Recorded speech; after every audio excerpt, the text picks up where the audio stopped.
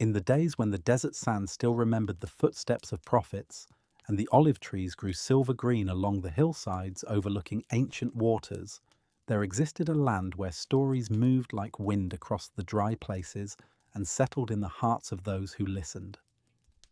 This was a time when teachers walked from town to town with their followers, when the roads between villages were marked not by stones, but by the dust raised by sandaled feet, and when the most important words were those spoken softly in the evening hours after the work of the day had ended. The landscape itself seemed to hold a kind of patience, as if the very earth understood that truth revealed itself slowly, like water seeping through layers of rock to emerge as a spring in some unexpected place. The hills rolled in gentle waves toward distant mountains, their slopes covered in tough grasses that turned golden under the relentless sun, and scattered across these hills were small groves of trees that provided the only shade for miles around. The sky above this land stretched wide and endless,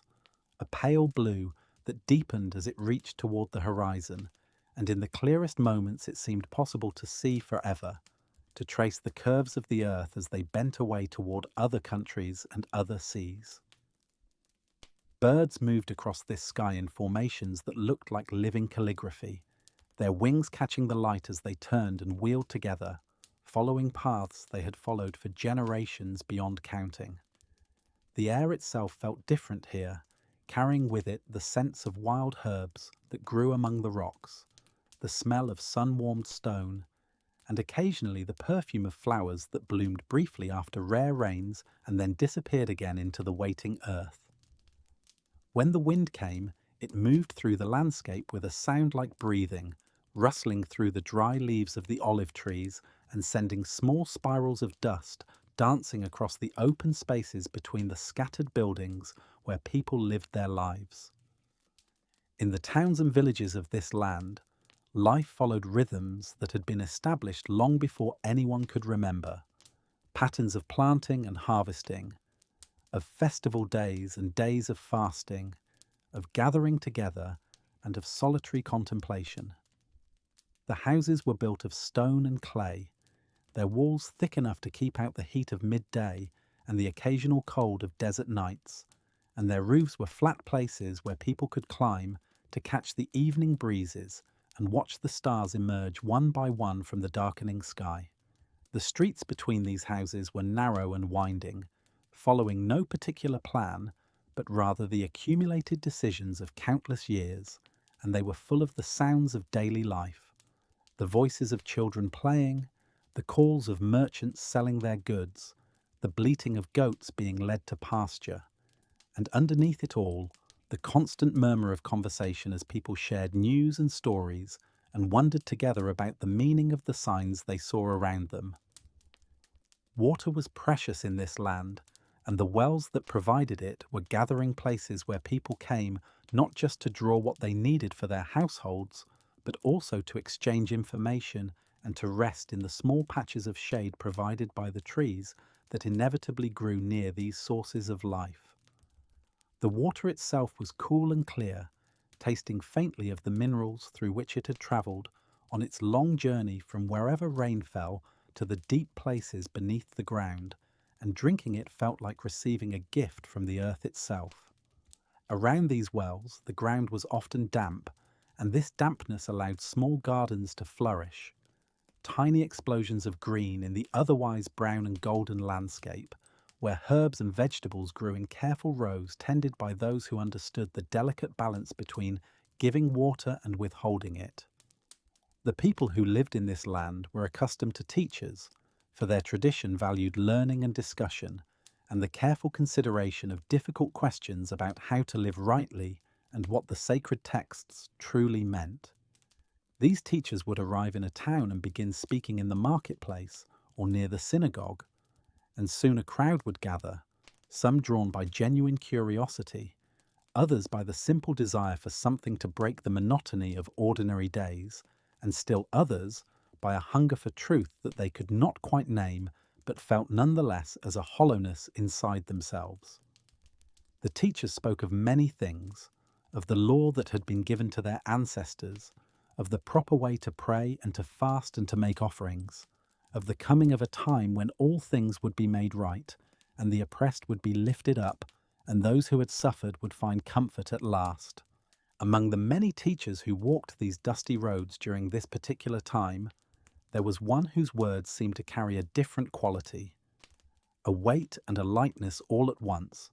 whose presence drew people in ways they could not entirely explain even to themselves. This teacher spoke of the kingdom as if it were already present, hidden in plain sight like a treasure buried in a field, or a pearl of great price waiting to be discovered, and his followers grew in number as he moved from place to place, always on foot, always relying on the hospitality of those who believed in his message, or who were at least curious enough to offer food and shelter for the night. The followers who travelled with this teacher came from many different backgrounds: fishermen who had left their nets, tax collectors who had abandoned their posts, women who had been healed of various afflictions, and ordinary people who had simply heard something in the teacher's voice that made them want to leave everything behind and follow wherever the path might lead. Among these followers there was one whose name would later be remembered with a complexity that few other names would carry, a man who held the common purse and managed the practical details of the group's travels, who asked difficult questions and sometimes challenged the teacher in ways that made the others uncomfortable, who seemed to understand things that remained hidden to his companions even as they walked the same roads and heard the same words. This man was called Judas, and he came from a town called Kerioth,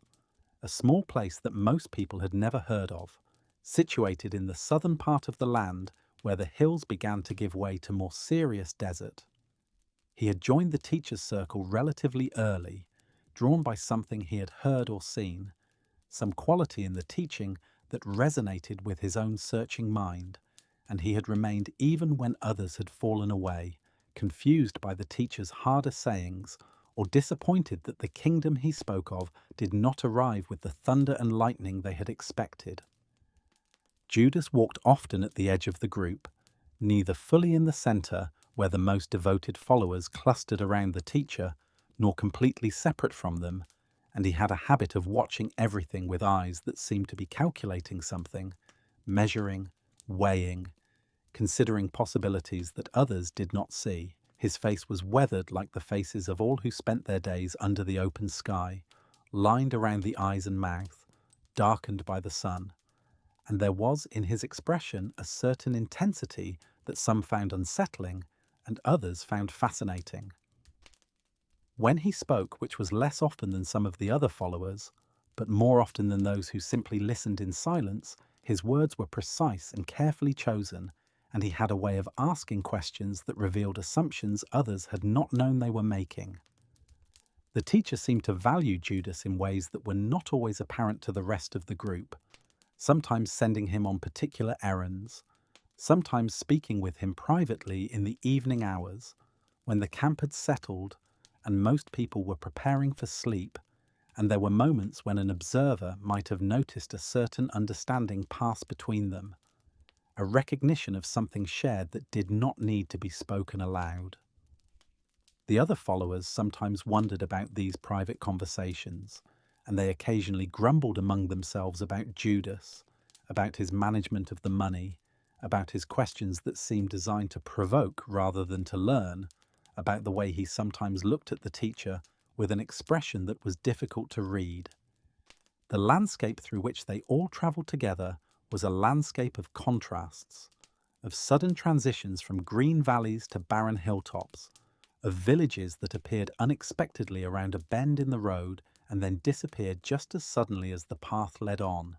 of nights so clear that the stars seemed close enough to touch, and days when dust storms reduced visibility to almost nothing.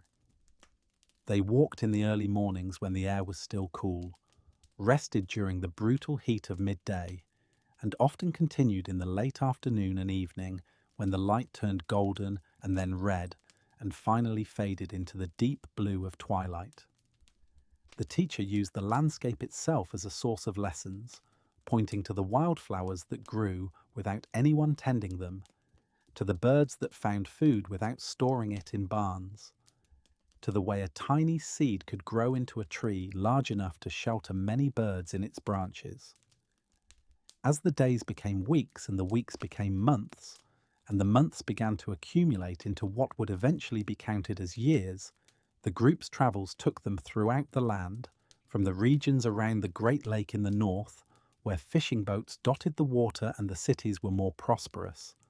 to the capital city with its great temple and its crowds of pilgrims, and then out again into the smaller villages and more remote areas where people lived much as their ancestors had lived for countless generations. Everywhere they went, the pattern was similar. The teacher would speak, crowds would gather, some would believe, and some would question, and some would become angry, and then they would move on, leaving behind small groups of people who had been changed in some way by what they had heard, and who would continue to meet together and to try to live according to the teachings they had received. The season was approaching when pilgrims from all over the land and from distant countries would make their way to the capital city for the great festival, and the teacher had indicated that he intended to go there as well, though he spoke of this journey in ways that made some of his followers uneasy, referring to what would happen there in terms that seemed to suggest suffering and loss rather than the triumph they had imagined. The roads leading toward the city were already beginning to fill with travelers, families moving together with their possessions loaded onto donkeys, groups of men traveling without women or children, merchants heading to the city to sell their goods during the festival, when the population would swell to many times its normal size, and there would be a great demand for food and wine and animals for sacrifice. Judas had been walking more apart from the others recently, and sometimes he would disappear for hours at a time, returning without explanation and resuming his place in the group as if nothing had happened, and on his face there was an expression that suggested he was working through some complicated problem, turning it over in his mind from every angle, searching for a solution that continued to elude him. The teacher watched Judas during these times with an attention that was both gentle and unwavering, and once or twice he had placed a hand on Judas's shoulder in passing, a gesture that might have been comfort, or might have been acknowledgement, or might have been both, and Judas had looked up at him with eyes that held a mixture of emotions too complex to name. The night before they were to begin the final approach to the capital city, the group made camp in a grove of olive trees that grew on a hillside overlooking a small valley, and the evening settled around them with the kind of quietness that seems to invite reflection and deep thinking. The olive trees were ancient, their trunks twisted and gnarled in ways that spoke of centuries of growth, their branches reaching out in patterns that looked almost like gestures frozen in wood, and their leaves rustled constantly in the gentle breeze that came up from the valley below, making a sound like distant water. The ground beneath these trees was hard-packed earth mixed with small stones, and scattered across it were the fallen olives from previous seasons, some dried to hard pellets, and others still soft enough to leave marks when stepped upon. And the whole place had the scent of olive oil and earth, and the particular smell that ancient trees seemed to carry with them, a mixture of wood and thyme. The followers had built a small fire in a clearing between the largest trees, and they sat around it in the patterns that had become familiar over the months of travelling together, some close to the flames for warmth as the desert night grew cool, others farther back where they could see the stars more clearly without the interference of the firelight. They had eaten their simple meal of bread and dried fish, and the last of some cheese that someone had purchased in the previous village, and now they were in that peaceful state that comes after hunger has been satisfied and before the need for sleep becomes overwhelming. When conversation flows easily and silence is comfortable and the events of the day can be turned over and examined from different angles. The teacher sat with his back against one of the olive trees, his face half in shadow and half illuminated by the flickering light, and he seemed to be looking not at any of them in particular, but rather at something distant or internal, some landscape that only he could see. Judas sat slightly removed from the main circle, positioned where he could see both the fire and the darkening sky beyond the trees, and he had been quiet for most of the evening, contributing nothing to the scattered conversations that rose and fell among the others. His hands rested on his knees, and occasionally he would flex his fingers, or turn his hands over as if examining them for marks or changes, and his gaze moved between the fire and the teacher, and the road that led down from the hill toward the valley, and eventually toward the great city that lay beyond. He was thinking about many things, about the journey that awaited them, about the teachings he had heard and the meanings they might carry, about the weight of the purse that held their common money and the decisions he would soon have to make. And underlying all of these thoughts was a deeper question that he had been carrying with him for some time now, a question about the nature of the path they were all walking and where it was truly meant to lead. The teacher had spoken to Judas earlier that day, during one of the times when they had fallen back from the main group and walked together in relative privacy along a section of road that wound through rocky terrain where conversation could not easily be overheard.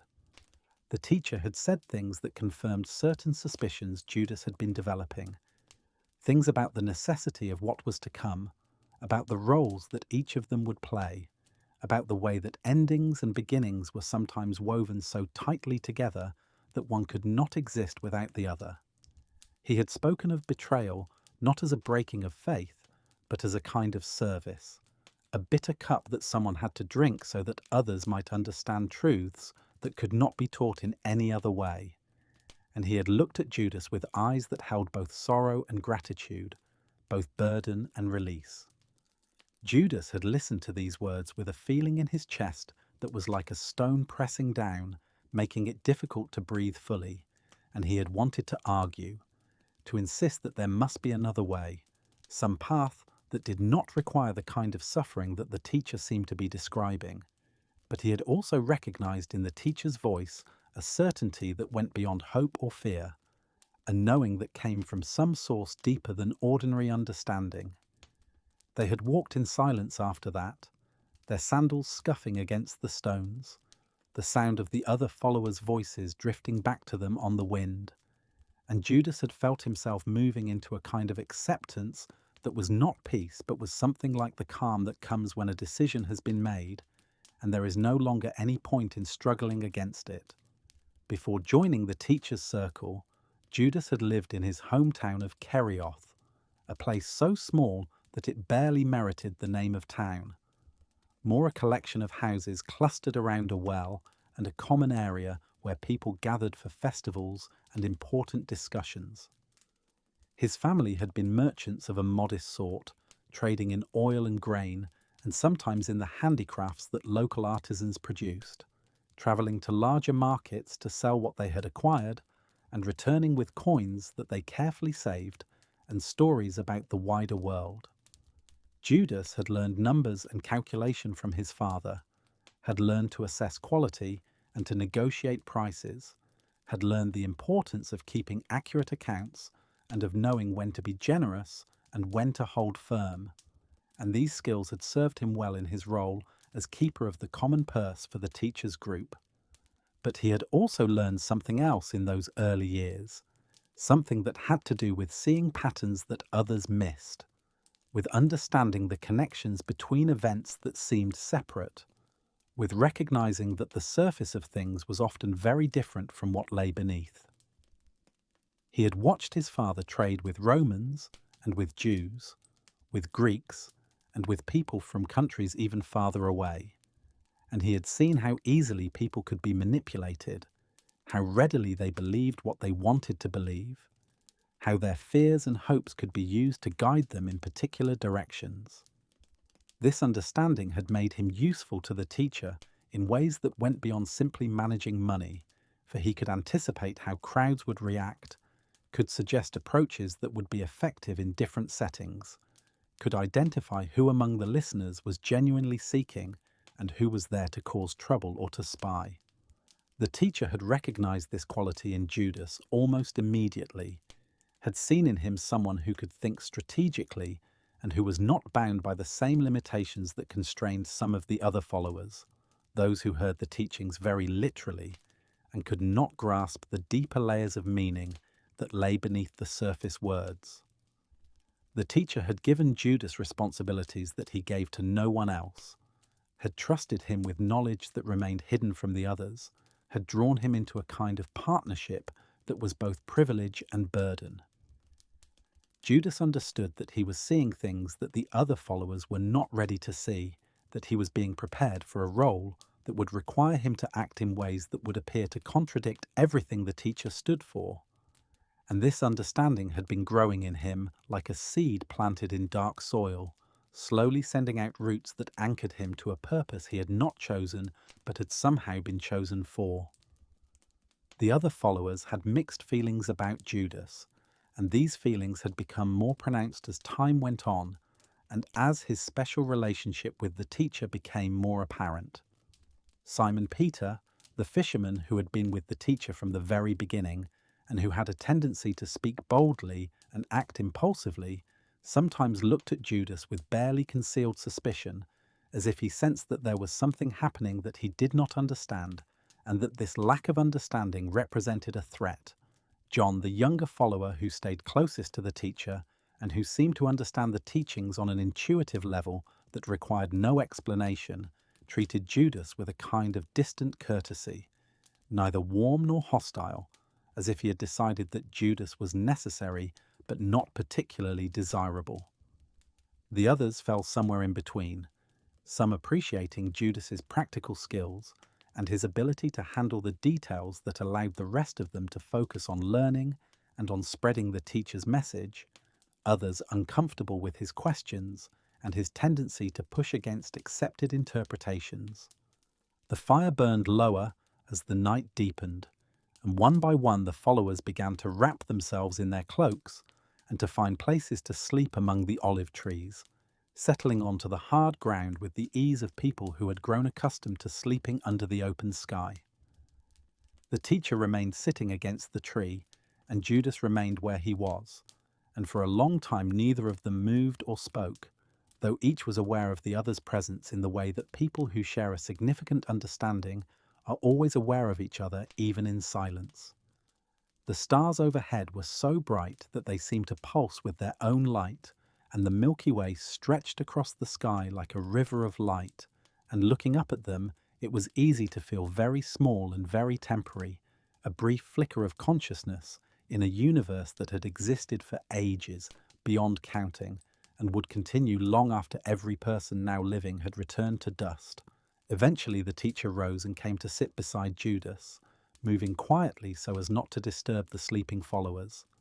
and he settled himself on the ground with a small sigh that might have been weariness or might have been something else, something like relief at reaching a moment that had been long anticipated. He did not speak immediately, and Judas did not prompt him, for they had developed a way of being together that did not require constant conversation, that allowed for silence to carry its own kind of communication. When the teacher finally did speak, his voice was low and gentle, pitched for Judas's ears alone, and what he said was both simple and complex, words about the nature of understanding and the price of knowledge, and the way that sometimes the truest service appears on the surface to be the deepest treachery. He spoke of the realm that he called the kingdom,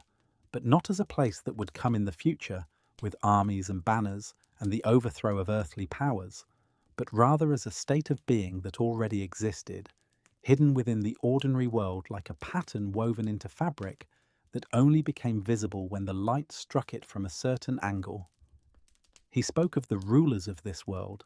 both visible and invisible, the emperors and governors, and high priests who wielded obvious power, and the deeper powers that stood behind them, the forces that fed on humanity's fear and ignorance and kept people trapped in cycles of suffering and confusion. He spoke of the necessity of breaking these cycles, of creating a crack in the structure of the world through which light could pour,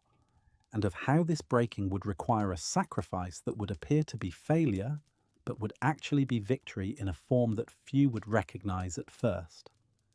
Judas listened with the kind of attention that goes beyond merely hearing words, that involves the whole body and mind in an effort to grasp not just what is being said, but what lies beneath the saying, the deeper currents of meaning that flow like underground rivers. He understood that the teacher was speaking of his own coming death,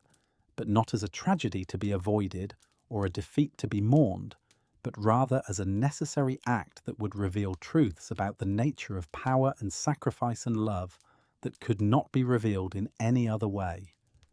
He understood that his own role would be to set in motion the events that would lead to this death,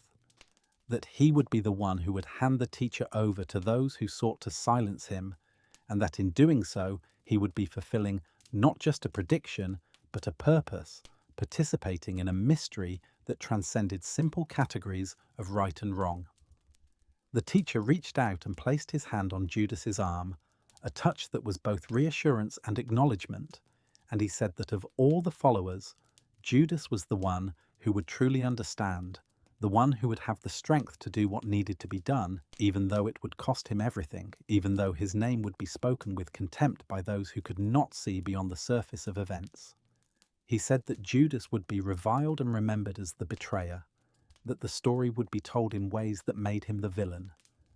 but that in the realm beyond this world, in the kingdom that existed in truth rather than in appearance, Judas would be honored as the one who had loved enough to be hated, who had been willing to sacrifice not just his life but his reputation, his place in memory, his very identity as a good person. Judas felt tears on his face, though he had not been aware of beginning to cry,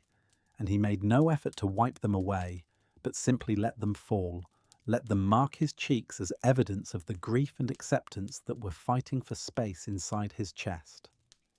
He wanted to ask why it had to be this way, why the teacher could not simply continue teaching and gathering followers until the movement grew strong enough to change things through sheer numbers and conviction, but he already knew the answer, had known it for some time even though he had resisted accepting it. The world did not change through comfortable means, through teachings that made everyone feel good about themselves, through messages that could be easily incorporated into existing structures of power. The world changed through disruption, through events that forced people to confront uncomfortable truths, through sacrifices that revealed the true nature of the systems that governed their lives. The teacher told Judas that when the time came, he should do what he needed to do quickly, that he should not torture himself with hesitation or second-guessing, that the plan required his participation, and that backing away from it would only create more suffering without preventing the inevitable. He said that the other followers would not understand, not for a long time, and that Judas would have to carry the weight of their judgment along with everything else, but that this too was part of the path, part of the price that had to be paid for the kind of transformation they were working to bring about. He said that in another world, in another version of events, Judas might have been remembered as the most faithful of all the followers, the one who loved the teacher enough to do the hardest thing, but that in this world, in this version, his faithfulness would have to remain secret, known only to himself and to the teacher, and to whatever divine presence might be watching from beyond the veil of ordinary perception.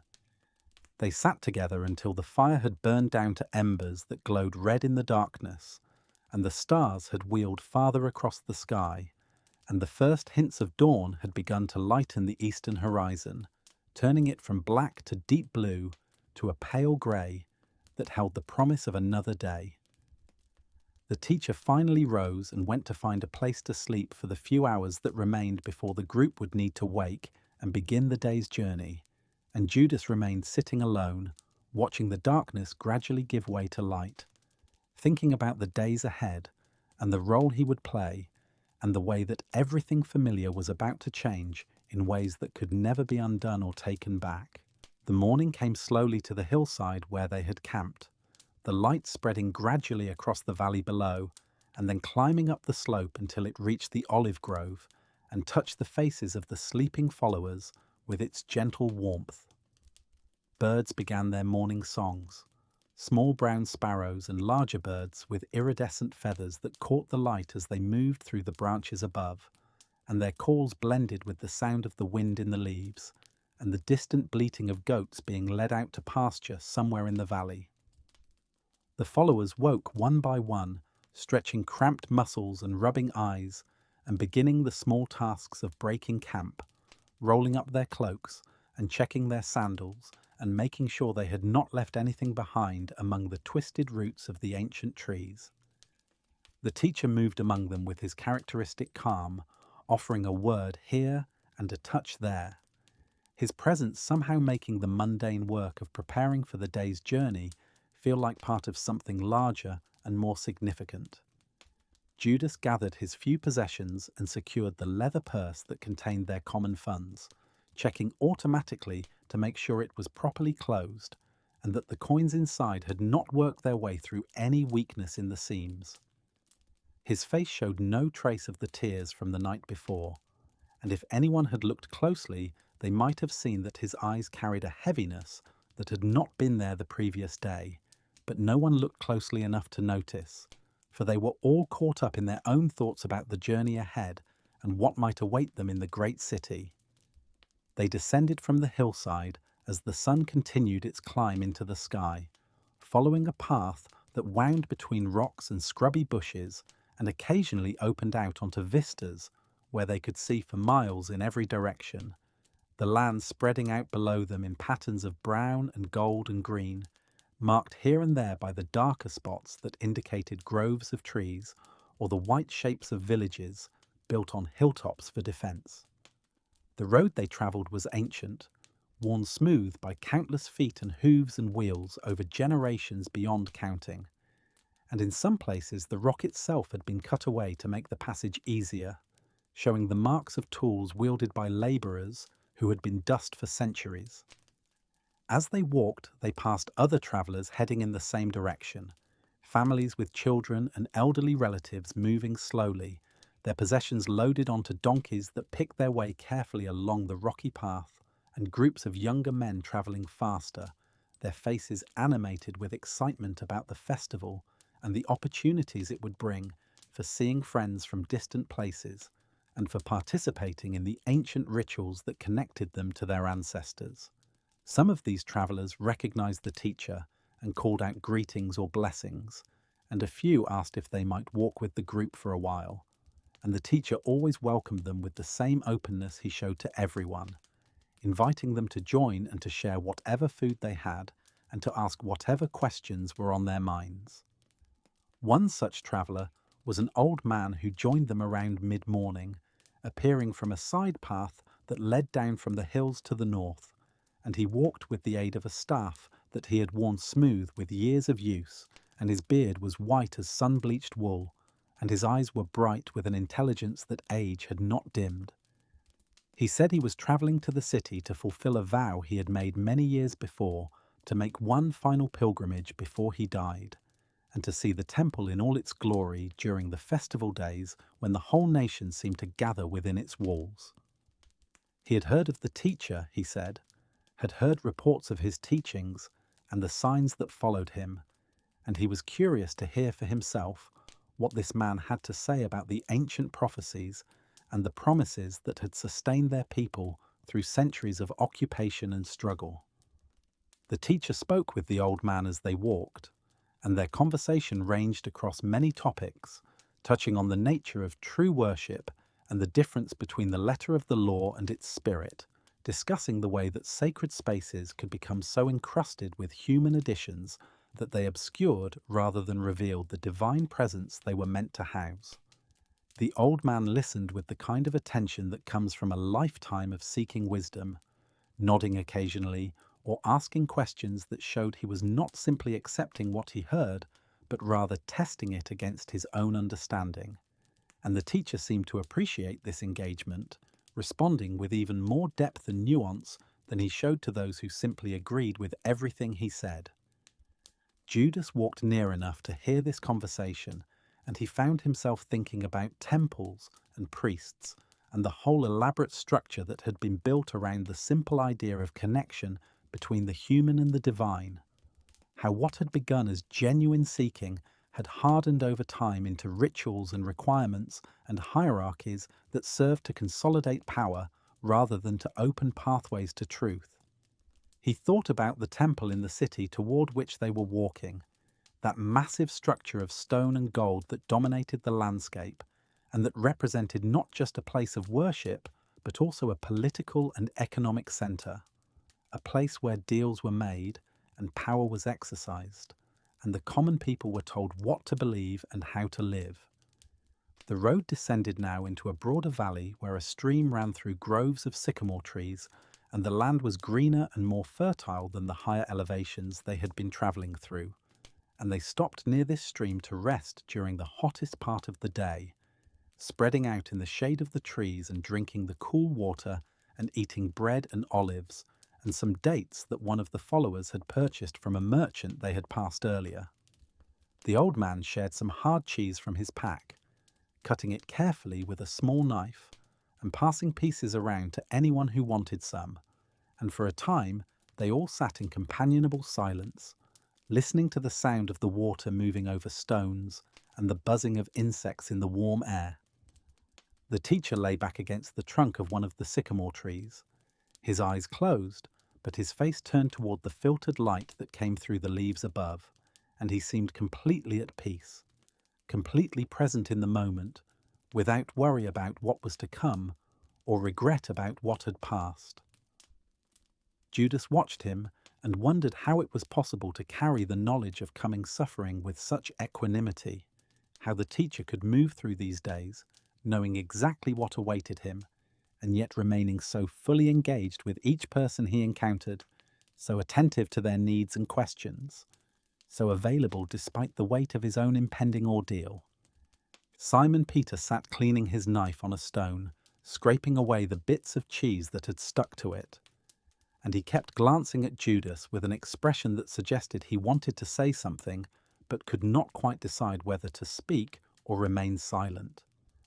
Finally, he cleared his throat and asked Judas if he had counted the money recently, if he knew whether they had enough to purchase supplies in the city where everything would be more expensive because of the crowds of pilgrims. Judas answered evenly that he had checked the purse that morning and that they had sufficient funds for their needs,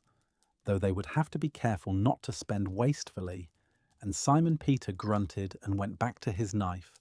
apparently satisfied, but still looking vaguely dissatisfied about something he could not quite name. John, sitting cross-legged nearby, looked up from the stick he had been stripping of bark and said quietly that money always seemed to cause problems, that the love of it was a root that sent out branches into every part of life and choked out other things that were more important. Judas felt a flash of irritation at this comment, which seemed to him both naive and implicitly critical, but he controlled his response and simply said that money itself was neutral, that it was a tool like any other tool, and that the real question was what purposes it served and whose interests it advanced. John considered this for a moment and then nodded slowly, as if acknowledging that there might be more complexity to the issue than his initial statement had suggested, and the tension that had begun to build dissipated like smoke in the breeze. The old man who had joined them cleared his throat and spoke into the lingering silence, telling a story about his own youth when he had been ambitious and eager to make his mark in the world, when he had saved every coin he could and had eventually built up enough capital to begin trading in expensive spices that he would purchase from caravans coming from the east and then sell in the markets of the coastal cities. He had been successful, he said, had accumulated enough wealth to buy a fine house and to marry well and to be respected in his community. But he had also found that the more he gained, the more anxious he became about losing it, that his possessions had begun to possess him rather than the other way around, and that he had spent years caught in a trap of his own making before he had finally understood that true wealth had nothing to do with what he owned and everything to do with who he was. The followers listened to this story with varying degrees of interest and understanding, some clearly seeing themselves in it, and others apparently hearing it as just another tale told by an old man with time on his hands and a need to feel that his life had meant something. The teacher opened his eyes and smiled at the old man and said that he had learned what many people never learn, that he had found the treasure that does not corrode and cannot be stolen. And the old man smiled back and said that he had learned it the hard way, through years of accumulation and anxiety, but that he supposed some lessons could only be learned through experience rather than through being told.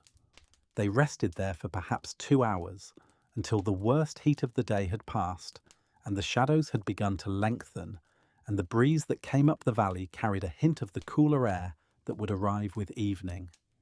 Then they gathered their things and prepared to continue, and the old man said that he would travel with them as far as the next village, where he had relatives he wanted to visit before continuing to the city. They set out again, moving at a pace that accommodated the old man's slower gait, and as they walked the teacher continued to teach, speaking of seeds and soil and harvest, of nets and fish, and unexpected catches, of lost coins and lost sheep, and the joy of finding what had been missing. The landscape continued to change as they descended farther into the valley, the vegetation becoming more lush and the settlements more frequent. Small farms where people worked in their fields and vineyards where the vines were heavy with ripening grapes, and stone walls marked property boundaries, and channels had been dug to direct water from the stream to the places where it was most needed. They passed a shepherd leading his flock to new pasture, the sheep moving in their characteristic way, bunched together and following the ones in front, while the shepherd walked behind with his staff and his dogs ranged out to the sides, keeping the group together. And the teacher paused to speak with the shepherd for a few moments, asking about the flock and the grazing and the challenges of the work. The shepherd was a young man with sun-darkened skin and a quiet manner, and he spoke of the sheep with obvious affection, mentioning individual animals by name and describing their personalities and quirks. And he said that the hardest part of shepherding was not the physical labour or the long hours, but rather the losses. The lambs taken by predators, or the ewes who died in difficult births, or the times when a sheep would wander away and fall from a cliff, or become trapped in a thorny thicket where it would die of thirst or exposure before being found. The teacher listened with complete attention and then spoke of how the divine cared for people in the way a good shepherd cares for sheep, with patience and persistence and a willingness to go to great lengths to recover even one that had strayed from the flock. The shepherd nodded thoughtfully and said he hoped that was true, that there were times when the world seemed indifferent or even hostile to the struggles of ordinary people. And the teacher acknowledged this perception, but said that the care he spoke of was not always obvious, that it worked in ways that were subtle and sometimes only became visible in retrospect.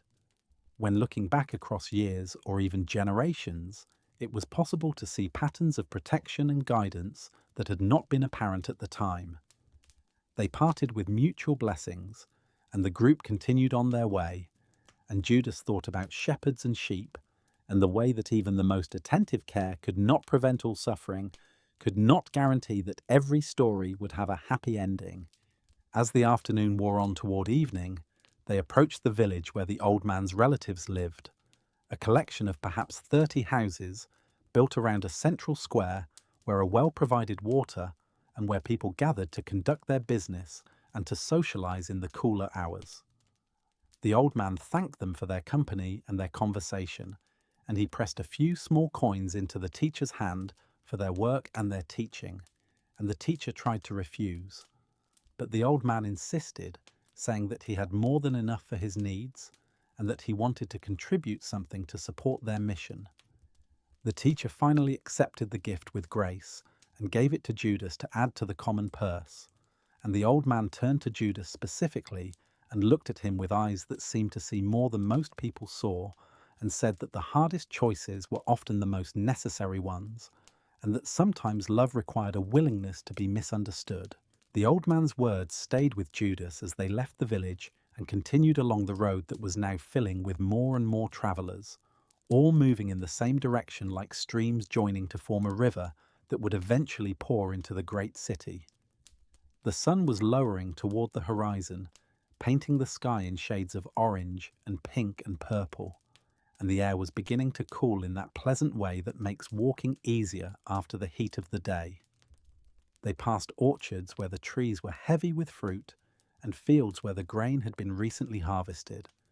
leaving behind stubble that glowed golden in the slanting light, and everywhere there were signs of prosperity and careful cultivation, evidence of the fertility of this valley that fed so many people and that had been the subject of conflicts and conquests throughout the long centuries of the region's history. As evening approached, they came to a larger town built on a hillside that overlooked the valley through which they had been traveling, and the teacher indicated that they would spend the night there, finding hospitality with friends or sympathetic strangers, as they had done so many times before. The town was built in tiers that followed the contours of the hill, with narrow streets that climbed steeply between houses of whitewashed stone, and at the top of the hill there was a small marketplace where vendors were packing up their goods for the day and where people still lingered to conduct last-minute business or to exchange news and gossip. The smell of cooking fires drifted through the streets, and children played in the open spaces between buildings, their voices high and joyful as they chased each other in games whose rules seemed to shift and change from moment to moment. The teacher led them to a particular house near the center of the town, a two-story structure larger than most of the others around it, with a courtyard visible through an archway that opened onto the street. He knocked on the heavy wooden door, and after a few moments it was opened by a woman whose face showed both surprise and delight when she saw who was standing there. And she called out to someone inside, and then ushered the teacher and his followers into the courtyard with exclamations of welcome and questions about their journey and their health. The courtyard was a peaceful space enclosed by the walls of the house, with a small garden growing in one corner where herbs released their fragrance into the evening air,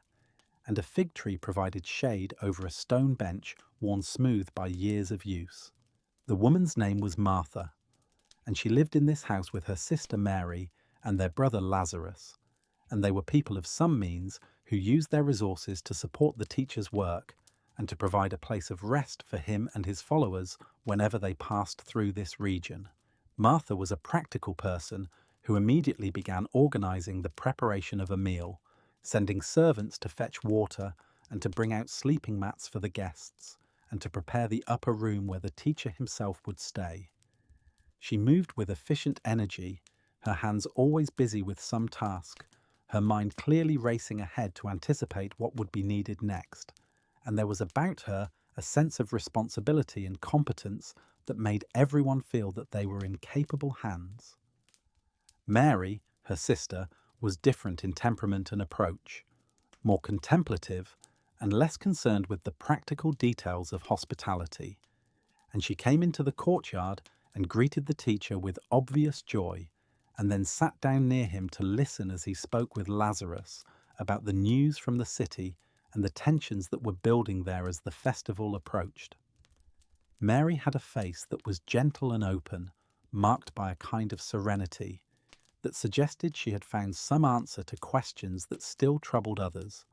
and she sat very still as she listened, her attention completely focused on the teacher's words, occasionally nodding or smiling, but contributing little to the conversation herself. Lazarus was a thoughtful man in his middle years, with greying hair and eyes that held both intelligence and kindness, and he had become a follower of the teacher's teachings without joining the travelling group, instead remaining in his home and supporting the work in other ways, providing financial assistance and hospitality, and also serving as a source of information about what was happening in the wider world. He told the teacher that the authorities in the city were watching carefully for any signs of unrest, that they had increased their patrols and had been questioning people about various teachers and prophets who might be planning to use the festival as an opportunity to stir up trouble. He said that the teacher's name had been mentioned specifically in these inquiries, that there were those among the religious leadership who viewed him with suspicion and who saw his teachings as a threat to their authority. The teacher listened to this news with calm interest, but without apparent concern, and he said that he had expected as much, that his message was indeed a challenge to those who benefited from the current arrangement of power, and that it was natural they would want to silence him if they could. Lazarus looked troubled by this casual acceptance of danger, and he asked whether it would not be wiser to delay the journey to the city, to let the festival pass, and to enter at a quieter time when there would be less scrutiny and less risk. The teacher smiled and shook his head gently and said that the timing was important, that certain things needed to happen during the festival precisely because that was when the maximum number of people would be present to witness them and to carry the news of what they had seen to all parts of the land and beyond. Judas stood at the edge of the courtyard, listening to this exchange and feeling the weight of his knowledge pressing on him like a physical burden. He knew that what Lazarus feared was not only going to happen but was meant to happen, that the teacher's calm acceptance of the danger was not mere courage but rather a kind of embrace of necessity,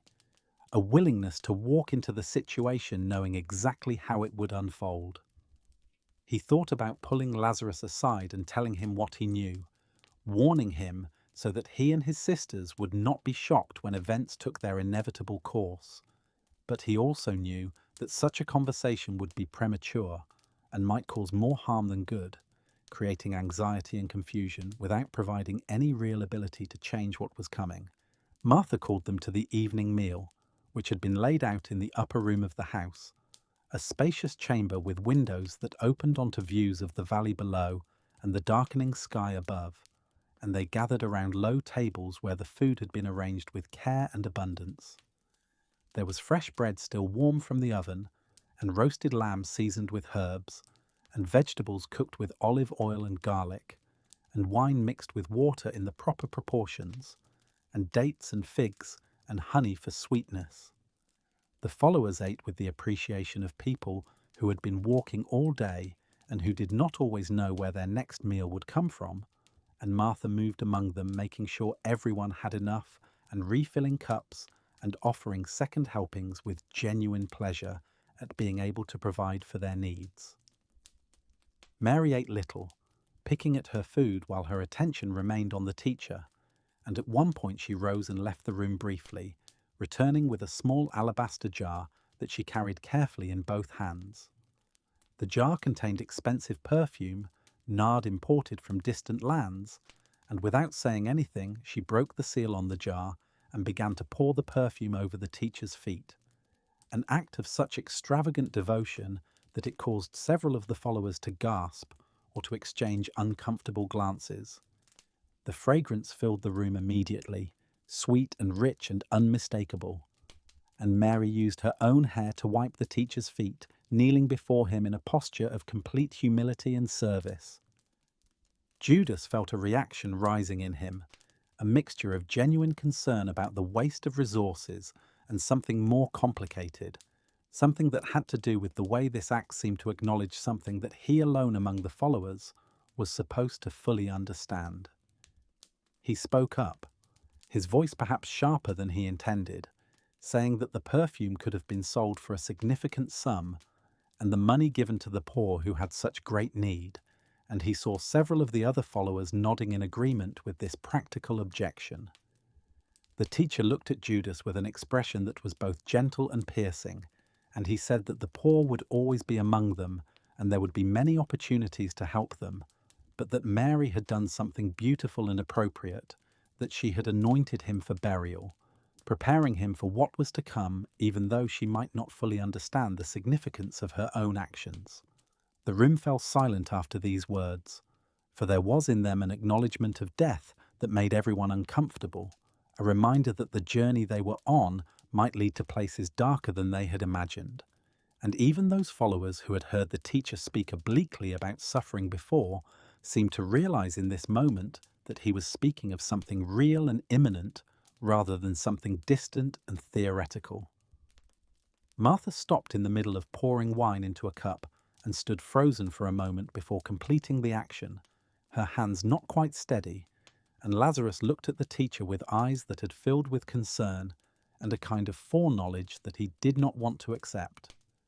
The meal continued, but the atmosphere had changed, become more subdued and reflective, and people ate more slowly and talked less, and even the simple act of breaking bread seemed to carry more weight than it had before. The teacher spoke about love and service, about the way that true greatness was measured not by power over others, but by willingness to serve, about how the greatest among them should be like the youngest, and the leader like one who serves at table. He spoke about the coming kingdom not as something that would be established through force or political maneuvering, but rather through the transformation of hearts and minds, through people learning to see each other differently and to value what the world considered worthless. After the meal was finished, they remained in the upper room talking and sharing stories, and the teacher told parables that several of them had heard before, but that seemed to take on new meanings in this context. Stories about seeds that had to fall into the ground and die in order to produce a harvest. About treasures that had to be sold to obtain something of even greater value. About servants who were faithful in small things and were therefore entrusted with greater responsibilities. Judas listened and felt each story as if it were directed specifically at him, as if the teacher were speaking in code that only he could fully decipher, confirming the path that lay ahead and the role he had agreed to play. As the night deepened and some of the followers began to show signs of weariness, yawning and rubbing their eyes, Lazarus offered them sleeping spaces throughout the house. The upper room for the teacher, mats in other rooms for the followers, and he made sure everyone had blankets to ward off the chill that would come with the deeper night. The followers gradually dispersed to their assigned spaces, grateful for the comfort of sleeping under a roof rather than under the stars, and the house settled into quietness, broken only by the small sounds of people preparing for sleep and the distant barking of a dog somewhere in the town. Judas found himself unable to sleep despite his physical tiredness, and he lay on his mat in a small room that he was sharing with two other followers, listening to their breathing become slow and regular as they drifted off, and his mind continued to turn over the events of the day and the conversation at dinner and the significance of Mary's anointing. He thought about burial and death and the way that endings were also beginnings, about how the seed that falls into the ground looks like failure until it sprouts and grows and produces fruit. He thought about his own coming actions and wondered if there would ever be a time when anyone would understand that what he did from love rather than from greed or betrayal, that his kiss would be not treachery but a kind of terrible service. Eventually he rose quietly and made his way through the dark house to the courtyard, needing air and space and the sight of the stars that had always helped him think more clearly. The courtyard was peaceful in the moonlight, the fig tree casting intricate shadows on the ground, and he sat on the stone bench and looked up at the sky and tried to prepare himself for what was coming. He heard a sound and turned to see Mary standing in the doorway that led from the house to the courtyard, and she came and sat beside him without speaking, and for a long time they simply sat together in the quiet night, two people who each understood something that the others did not,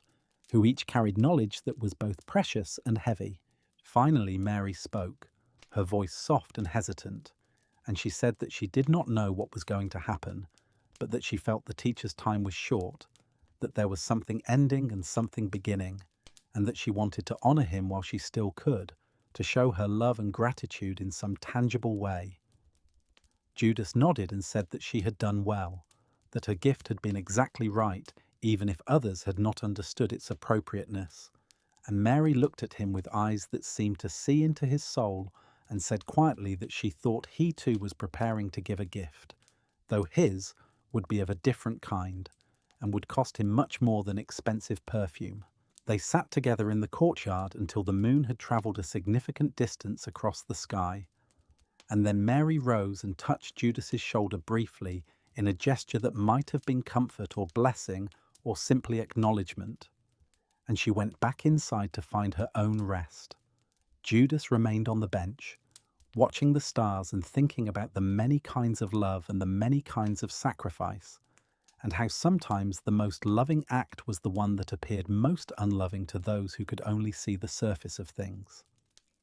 Eventually the cool air drove him back inside, and he found his mat and lay down again, and this time he managed to find sleep, though it was troubled by dreams he could not quite remember when morning came. The household stirred early with the sounds of Martha already busy in the kitchen, preparing bread for the morning meal, and the smell of baking filled the house and drew the followers from their sleeping places to gather in the courtyard, where the early sun was just beginning to touch the top of the wall. Lazarus appeared with his face freshly washed and his hair combed, and he greeted them all warmly and said that he wished they could stay longer, that the house was always open to them, and that they were welcome to make it a place of refuge and rest whenever they needed it. The teacher thanked him with evident affection and said that they would indeed return, though he did not say when, and there was in his tone something that made Lazarus look at him searchingly, as if trying to read what was being left unspoken. They broke their fast with warm bread and soft cheese and olives, and they drank water mixed with a little wine, and Martha fussed over them, making sure everyone had enough and pressing extra provisions on them for their journey. Mary came and sat near the teacher again, her face peaceful, but her eyes reflecting a sadness that she seemed to be trying to hide. And when it came time for them to depart, she embraced him longer than might have seemed necessary, holding on as if she were trying to memorize the feeling of his presence. The followers gathered their few belongings and prepared to set out, and Lazarus walked with them to the edge of the town, pointing out the road they should take, and warning them about a particular section where bandits were sometimes known to wait for unwary travelers. The road from the town descended back into the valley and then began a gradual climb toward higher ground, following a route that countless pilgrims had walked before them on their way to the holy city for festivals throughout the ages. The landscape became rockier as they climbed, with less vegetation and more exposed stone, and the road itself was carved into the hillside in places, winding back and forth to make the ascent less steep. They could see far behind them now, looking back across the valley they had crossed, and ahead of them the land rose toward a range of hills beyond which lay the city that was their destination,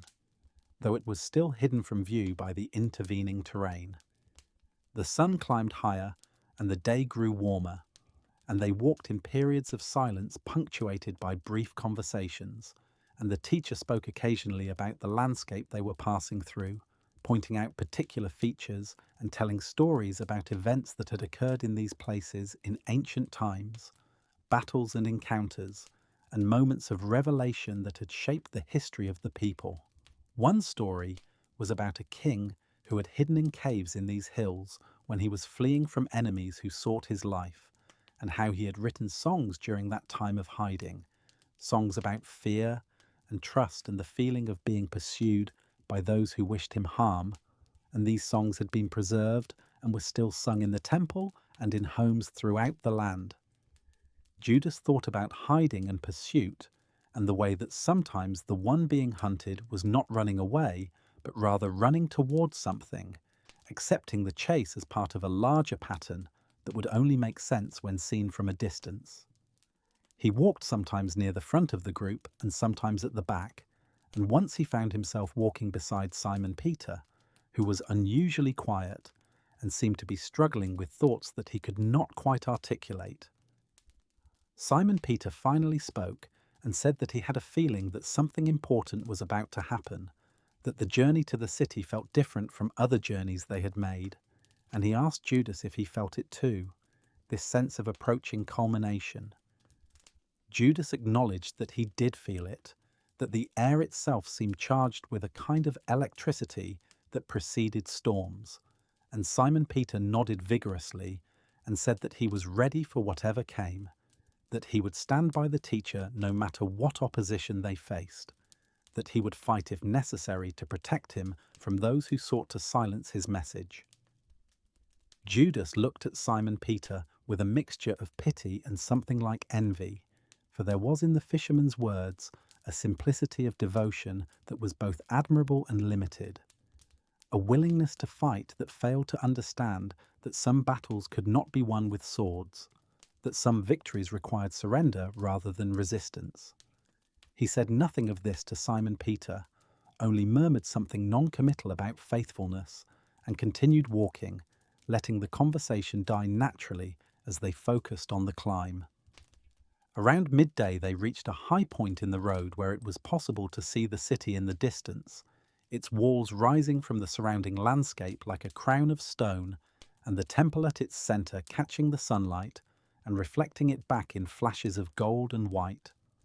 The followers stopped and stood looking at this view, some of them having never seen the city before, and others returning to it after long absences. And there was in the group a mixture of excitement and apprehension, anticipation and dread. The city represented many things to many people, the center of their religious life and the seat of their oppression, the place where their history was remembered and where their present subjugation was most visible, the location of the temple that was supposed to be the dwelling place of the divine, and also the location of the fortress where Roman soldiers maintained their brutal control. The teacher stood looking at the city for a long time, and his face showed emotions that were complex and difficult to read, something like love and something like grief. Tenderness and sorrow intertwined so completely that they could not be separated. He spoke quietly, almost to himself, about the city that killed prophets and stoned those who were sent to it, about his desire to gather its people as a hen gathers her chicks under her wings, about the coming desolation that awaited those who refused to recognize the time of their visitation. The followers heard these words and did not entirely understand them, but they felt the weight of emotion in the teacher's voice, and it made them uncomfortable, as if they were witnessing something private that they should not be seeing. They descended from the high point and continued toward the city, joining a stream of other travelers that grew thicker and more concentrated as they approached the walls, until they were part of a great crowd of people all moving in the same direction, pilgrims from every part of the land and from countries beyond, speaking different languages and wearing different styles of clothing,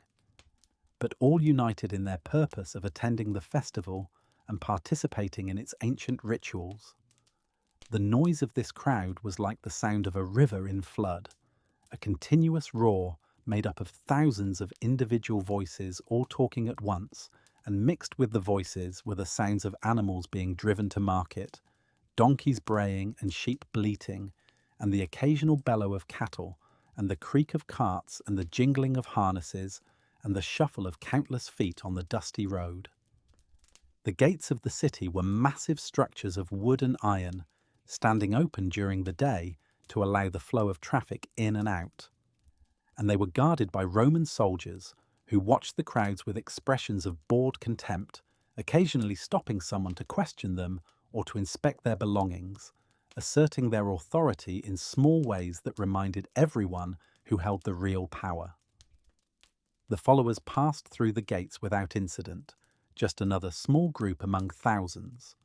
and they found themselves in the narrow streets of the city where buildings rose on either side, blocking out much of the sky and creating a sense of enclosure and compression after the openness of the countryside. The city was overwhelming in its density and its noise and its smells, the odors of cooking and waste and unwashed bodies and animals all mingling together into a thick atmosphere that was difficult to breathe, and the streets were so crowded that it was hard to move without constantly bumping into other people or being jostled by those trying to push past. Merchants had set up stalls wherever there was space, selling everything from food to religious items to souvenirs for pilgrims to take home as proof of their journey, and they called out their wares in loud voices, competing with each other and with the general din of the crowd. Beggars sat at corners and in doorways, holding out bowls and calling for charity. Some of them displaying their afflictions to elicit sympathy, and children darted through the crowds like small fish through a reef, swift and unpredictable, and occasionally colliding with adults who would shout after them in irritation. The teacher led them through this chaos with the confidence of someone who knew exactly where he was going, turning down particular streets and avoiding others, moving through the crowd with an efficiency that suggested either divine guidance or careful planning. They climbed through the ascending levels of the city, the streets becoming steeper, and the buildings more substantial as they approached the area where the temple complex dominated everything around it. The temple itself was a massive structure that had been under construction for decades, each generation adding to it and refining it, trying to create a dwelling place for the divine that would rival or surpass anything that had existed in the ancient past when the first temple had stood before being destroyed by invading armies. The outer courts of the temple were open to everyone, Gentile as well as Jew, and these courts had been turned into a marketplace where people could purchase animals for sacrifice, and where money changers sat at tables converting the various currencies brought by pilgrims from different lands into the specific coinage required for temple offerings. The noise here was tremendous, a cacophony of bleating animals and shouting merchants, and the clatter of coins, and the arguments of people bargaining over prices, and the smell of animal waste was strong enough to make eyes water. The teacher stood at the edge of this courtyard looking at the scene before him, and his face was transformed by anger, an emotion that the followers had rarely seen him display, and he strode forward and began overturning the tables of the money changers, sending coins scattering across the stone floor and driving out those who were selling animals, calling the place a den of thieves and saying that it was meant to be a house of prayer for all nations. This act created immediate chaos and confusion, with merchants scrambling to gather their coins and customers backing away uncertain what was happening. And some people cheered at this disruption of the commercial activity that many had found offensive in a sacred space, while others looked on in alarm, knowing that such actions would not go unnoticed by the authorities. The temple guards began moving toward the disturbance, and Judas felt his heart racing as he watched the teacher continue his cleansing of the courtyard, knowing that this was exactly the kind of provocative act that would bring official attention, that would make it impossible for the authorities to ignore his presence any longer. The other followers stood uncertainly, not sure whether they should help or try to calm the situation, and Simon Peter's hand went to the knife at his belt as if he were preparing to defend the teacher if the guards attempted to arrest him. But the guards did not arrest him, perhaps because of the crowd that had gathered and that seemed largely supportive of what the teacher was doing, or perhaps because even they recognized that there was something wrong with the way the temple courts had been turned into a commercial enterprise, and they simply watched from a distance as the teacher finished his work and then began teaching the people who had gathered around him, speaking about true worship and the difference between ritual and relationship, between going through motions and actually encountering the divine presence. The crowd pressed in to hear him, and people asked questions and he answered them, and this continued for some time until the afternoon began to fade toward evening, and the crowds began to thin as people dispersed to find food and lodging. The teacher led his followers out of the temple complex and through the city to a house where arrangements had been made for them to stay, a modest dwelling in a quieter part of the city owned by a follower who had offered it as a place of refuge. They climbed to an upper room that had been prepared for them, with mats laid out and water for washing and simple food that had been left by whoever had made ready the space. The followers were exhausted not just from the physical exertion of the day, but from the emotional intensity of the temple incident and the uncertainty about what might come next, and they ate quickly and quietly, speaking little, each lost in their own thoughts about what they had witnessed and what it might mean. The night in the city was different from nights in the countryside, for even after darkness fell, the streets remained alive with activity, the sounds of people moving about and voices calling to each other, and the distant music from houses where celebrations continued into the late hours. The upper room where the followers had gathered was somewhat removed from the main noise, but still they could hear the city breathing around them, that constant murmur of human activity that never entirely ceased in a place where so many people lived in such close proximity. Some of the followers managed to sleep, their bodies overcoming their anxious minds, but others lay awake listening to the unfamiliar sounds and thinking about the day that had passed and the days that were to come. Judas found no sleep at all, And eventually he rose and went to the window that looked out over the city,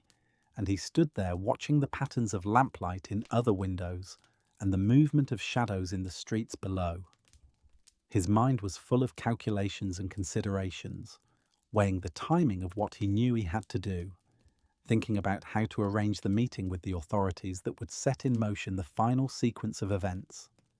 He had been to the city before and knew where to find the people who would be interested in information about the teacher's whereabouts and plans, knew how to approach them in a way that would seem credible rather than suspicious, and he was rehearsing in his mind the words he would use and the justifications he would offer for his betrayal. The teacher had been clear that Judas should act when the moment felt right, when the circumstances aligned in a way that would serve the larger purpose. And Judas sensed that the moment was approaching rapidly, that the incident at the temple had created exactly the kind of official attention that was necessary for the plan to unfold. He thought about the 30 pieces of silver that would be offered for information leading to an arrest, that specific sum that had been prophesied in the ancient texts, and he wondered whether the authorities would offer exactly that amount or whether he would need to negotiate for it, steering the conversation in ways that would fulfill what had been written centuries before by prophets who had somehow seen this moment coming. The night passed slowly, and when dawn finally came, it brought with it a pale grey light that seeped into the room gradually, and the followers began to stir and to prepare for another day. The teacher seemed rested despite everything, his face calm and his manner unhurried, and he suggested that they return to the temple to teach and to engage with the people who would be gathering there for the festival observances. They ate a simple breakfast of bread and fruit that had been left for them, and then they made their way through the awakening city toward the temple complex, passing merchants who were opening their stalls and workers who were carrying loads of various goods and pilgrims who were already moving toward the place of worship. The temple courts were filling with people as the sun climbed higher, and the teacher found a spot where he could speak and be heard, and he began teaching again, responding to questions from the crowd and offering interpretations of the sacred texts that were sometimes challenging and sometimes comforting but always thought-provoking.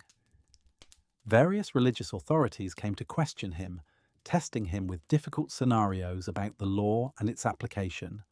trying to trap him into saying something that could be used against him either with the Roman authorities or with the common people. The teacher navigated these challenges with a combination of wisdom and wit, answering questions with questions and telling stories that illuminated truth without providing easy handles for his opponents to grasp. Judas watched these exchanges with a kind of detached fascination, seeing how the teacher was deliberately provoking the authorities while also building support among the common people,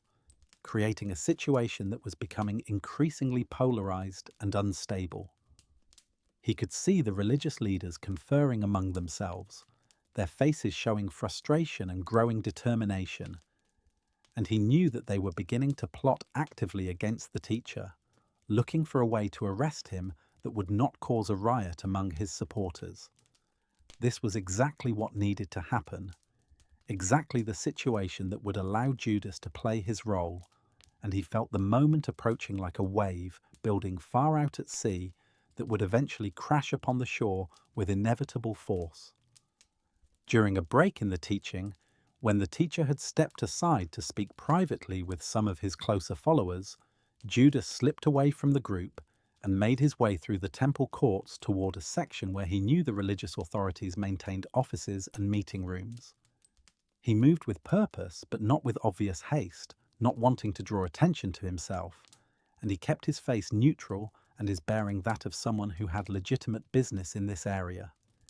He found the building he was looking for and entered through a side door, climbing stairs to an upper level where scribes and officials conducted the administrative work of the temple, and he asked to speak with someone in authority about a matter of importance concerning a potential threat to public order. He was made to wait in a small anteroom while messages were sent and consultations occurred, and he sat on a stone bench and tried to calm the racing of his heart and the trembling that wanted to start in his hands. He reminded himself that this was necessary, that the teacher himself had commissioned this act, that what looked like betrayal was actually the deepest form of obedience and love. But even these reminders could not entirely suppress the feeling that he was doing something terribly wrong, that he was crossing a line that once crossed could never be uncrossed. Finally, he was shown into an office where several men sat behind a long table, their faces stern, and their eyes evaluating him with the sharp attention of people who were accustomed to detecting deception and judging character. Judas identified himself as one of the teacher's inner circle, and he said that he had become concerned about the direction things were taking, about the increasingly provocative actions and the rhetoric that seemed designed to incite conflict with both the religious authorities and the Roman occupiers.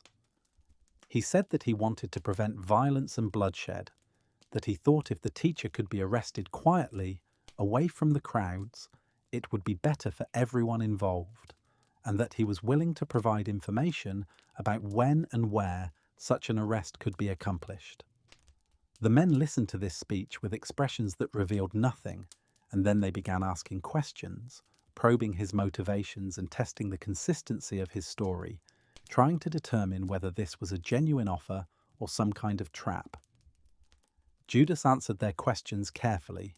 providing enough detail to establish his credibility, but not so much that he seemed overeager or suspicious, and gradually he could see their skepticism giving way to interest and then to a kind of cold satisfaction. They asked what he wanted in exchange for this information, and Judas named the sum that he knew they would find reasonable and that also happened to correspond to what had been prophesied: 30 pieces of silver, the price of a slave, the value assigned to a life that was considered expendable. They agreed to this amount without haggling, and they told him to return when he knew the specific time and place, and they would have the money ready and the guards prepared to make the arrest. Judas left the building and made his way back through the temple courts, and he felt as though he were moving through a dream, as though the person who had just negotiated the terms of betrayal was someone other than himself, some other Judas who inhabited his body but did not share his soul. He found the teacher still teaching in the courtyard, surrounded by listeners, and he rejoined the group of followers as if he had simply stepped away to relieve himself or to get a drink of water, and no one seemed to notice his absence or to question where he had been. The teacher glanced at him once, a brief look that conveyed understanding and something that might have been gratitude or might have been compassion, and then he turned back to the people he was teaching and continued speaking about the kingdom and its strange logic that reversed all worldly values. The teaching continued through the afternoon, and the teacher spoke of many things, of the destruction that was coming upon the temple and the city, of signs that would precede the end of the age, of the need to stay alert and watchful, because no one knew the day or the hour when the final reckoning would arrive. He told a parable about a master who went on a journey and left his servants in charge of his property, entrusting them with various resources and expecting them to use those resources wisely and productively until his return. The parable had many layers of meaning, and different listeners understood it in different ways, but Judas heard in it a confirmation of his own role, the idea that sometimes faithfulness required taking risks and making difficult choices and acting on what you believe to be right, even when others would judge you harshly for it. As evening approached and the crowds began to thin, the teacher led his followers out of the temple and through the city toward the eastern gate, and they passed through and descended into the Kidron Valley, where a garden called Gethsemane spread across the lower slopes of the Mount of Olives. This garden was a peaceful place planted with olive trees that were ancient beyond measure, their massive trunks twisted and hollowed by age, their branches spreading wide to create pools of shade, and the ground beneath them was carpeted with grass and wildflowers and the silvery green leaves that fell constantly from the trees above. The garden had a quality of timelessness, as if it existed somewhat outside the normal flow of hours and days, as if entering it meant stepping into a space where the eternal and the temporal touched and overlapped. The teacher often came to this garden when he was in the city, using it as a place of prayer and retreat, and the followers were familiar with its paths and its quiet corners. They settled into various spots to rest, some lying down immediately to sleep after the exhausting day, others sitting in small groups talking quietly about the events they had witnessed and the teachings they had heard. The teacher indicated that he wanted to pray, and he asked 3 of the followers to come with him deeper into the garden,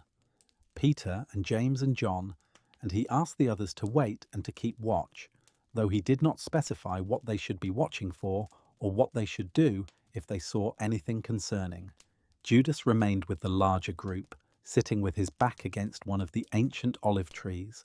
and he watched the teacher and the 3 chosen followers disappear among the trees, moving toward a more secluded section of the garden. He knew that this would be the place, that here in this garden the arrest would occur, probably not tonight but soon, perhaps tomorrow night or the night after, whenever the authorities felt they had made sufficient preparations. He thought about the logistics of it, about how he would need to return to the temple officials and tell them when the teacher would be here, and about how he would need to identify the teacher in the darkness so that the guards would arrest the right person and not one of the followers by mistake. The kiss had been the teacher's own suggestion, a sign that would be unmistakable and that would also carry layers of irony and meaning. The gesture of affection and greeting transformed into a marker of betrayal, love's expression becoming death's identification. Judas had agreed to this sign even though it made him feel sick to think about it, even though he knew that this particular detail would haunt him more than any other part of what he was doing. He imagined himself approaching the teacher in the darkness, imagined himself leaning forward and pressing his lips to the teacher's cheek, imagined the guards rushing forward at this signal to seize the one he had kissed, and each time he thought about it, he felt his stomach twist and his throat tighten as if he were going to be sick. The night settled over the garden, and stars began to appear in the darkening sky, and the air grew cool and carried the scent of the olive trees and the earth, and the night-blooming flowers that opened their petals only after the sun had set. The sounds of the city were distant here, muffled by the valley and the trees, and the main sounds were the wind in the leaves, and the occasional call of a night bird, and the quiet breathing of the followers who had already fallen asleep. Judas sat wakeful and alert, his mind unable to rest, his heart heavy with the knowledge of what was coming and his role in bringing it about, and he wondered if the teacher was praying for strength to face what awaited him, or praying for Judas, asking that he be given the courage to do what needed to be done. Time passed in that strange way it does during long nights of waiting, where minutes can feel like hours, and hours can pass in what seems like moments, and Judas watched the stars wheel slowly across the sky and listened to the sounds of the garden and tried not to think about anything at all, tried to exist in a state of suspension between decision and action, between knowing and doing. Eventually, the teacher returned from his private prayer, and his face showed signs of deep struggle, his skin pale, and his eyes carrying the weight of someone who had been wrestling with forces beyond ordinary human experience.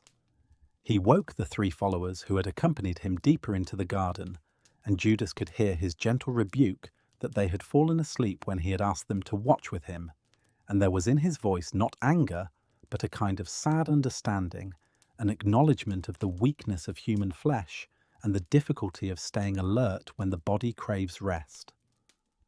The teacher spoke to all of them about the importance of prayer and vigilance, about the trials that were coming and the need to be spiritually prepared even when physical preparation was impossible.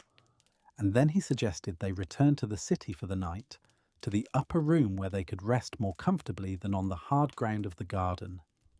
They made their way back through the darkness, climbing up from the valley and passing through the city gate that remained open even at night during the festival when pilgrims might arrive at any hour.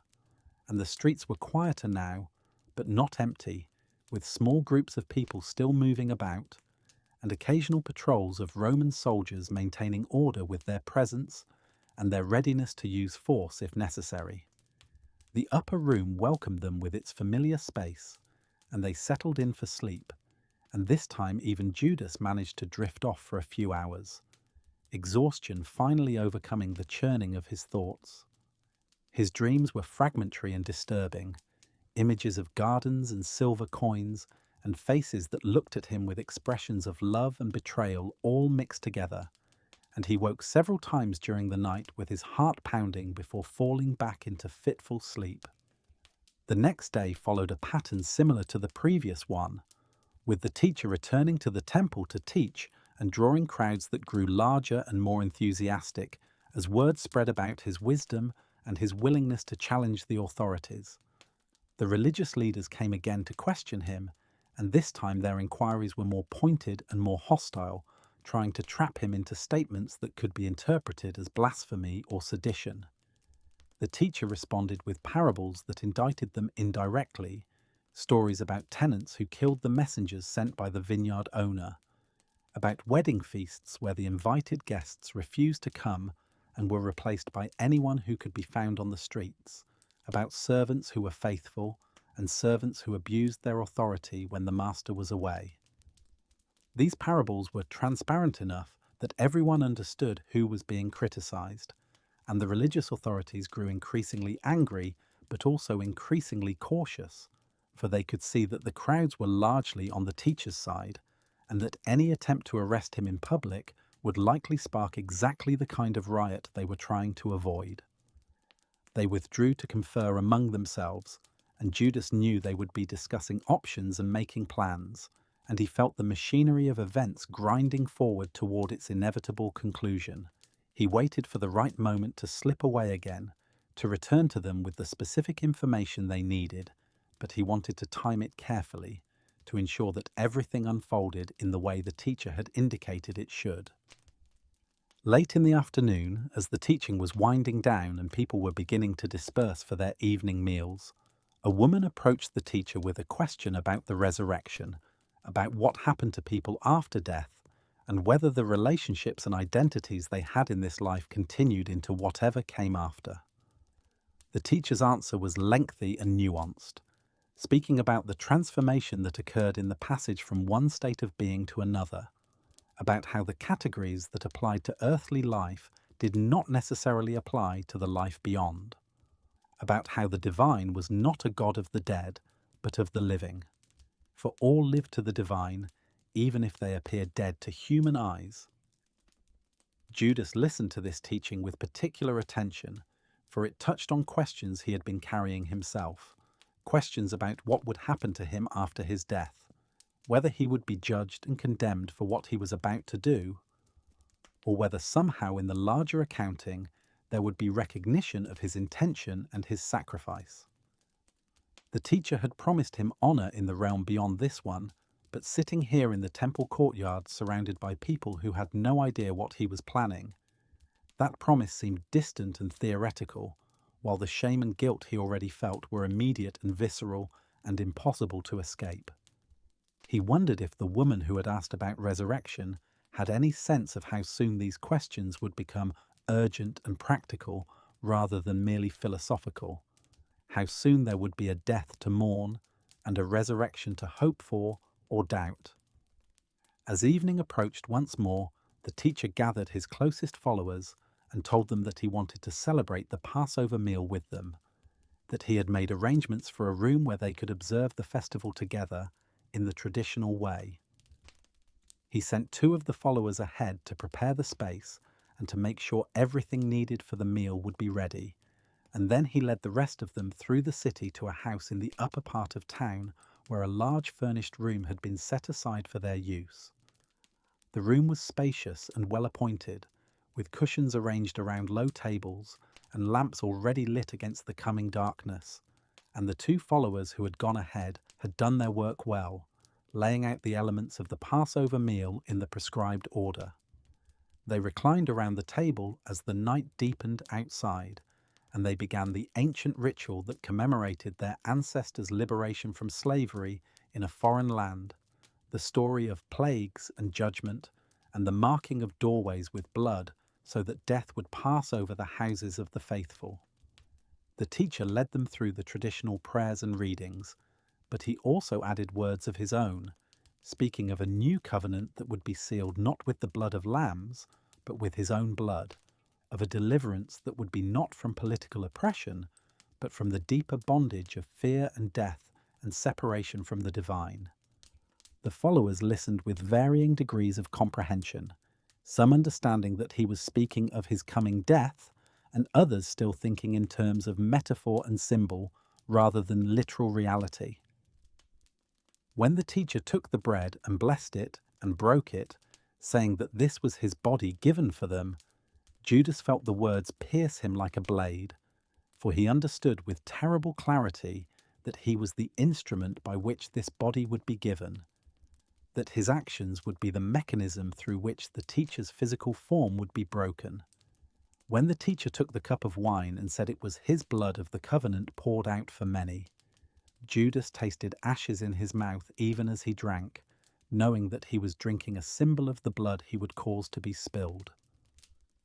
The other followers ate and drank with solemnity, but without the same agonizing awareness,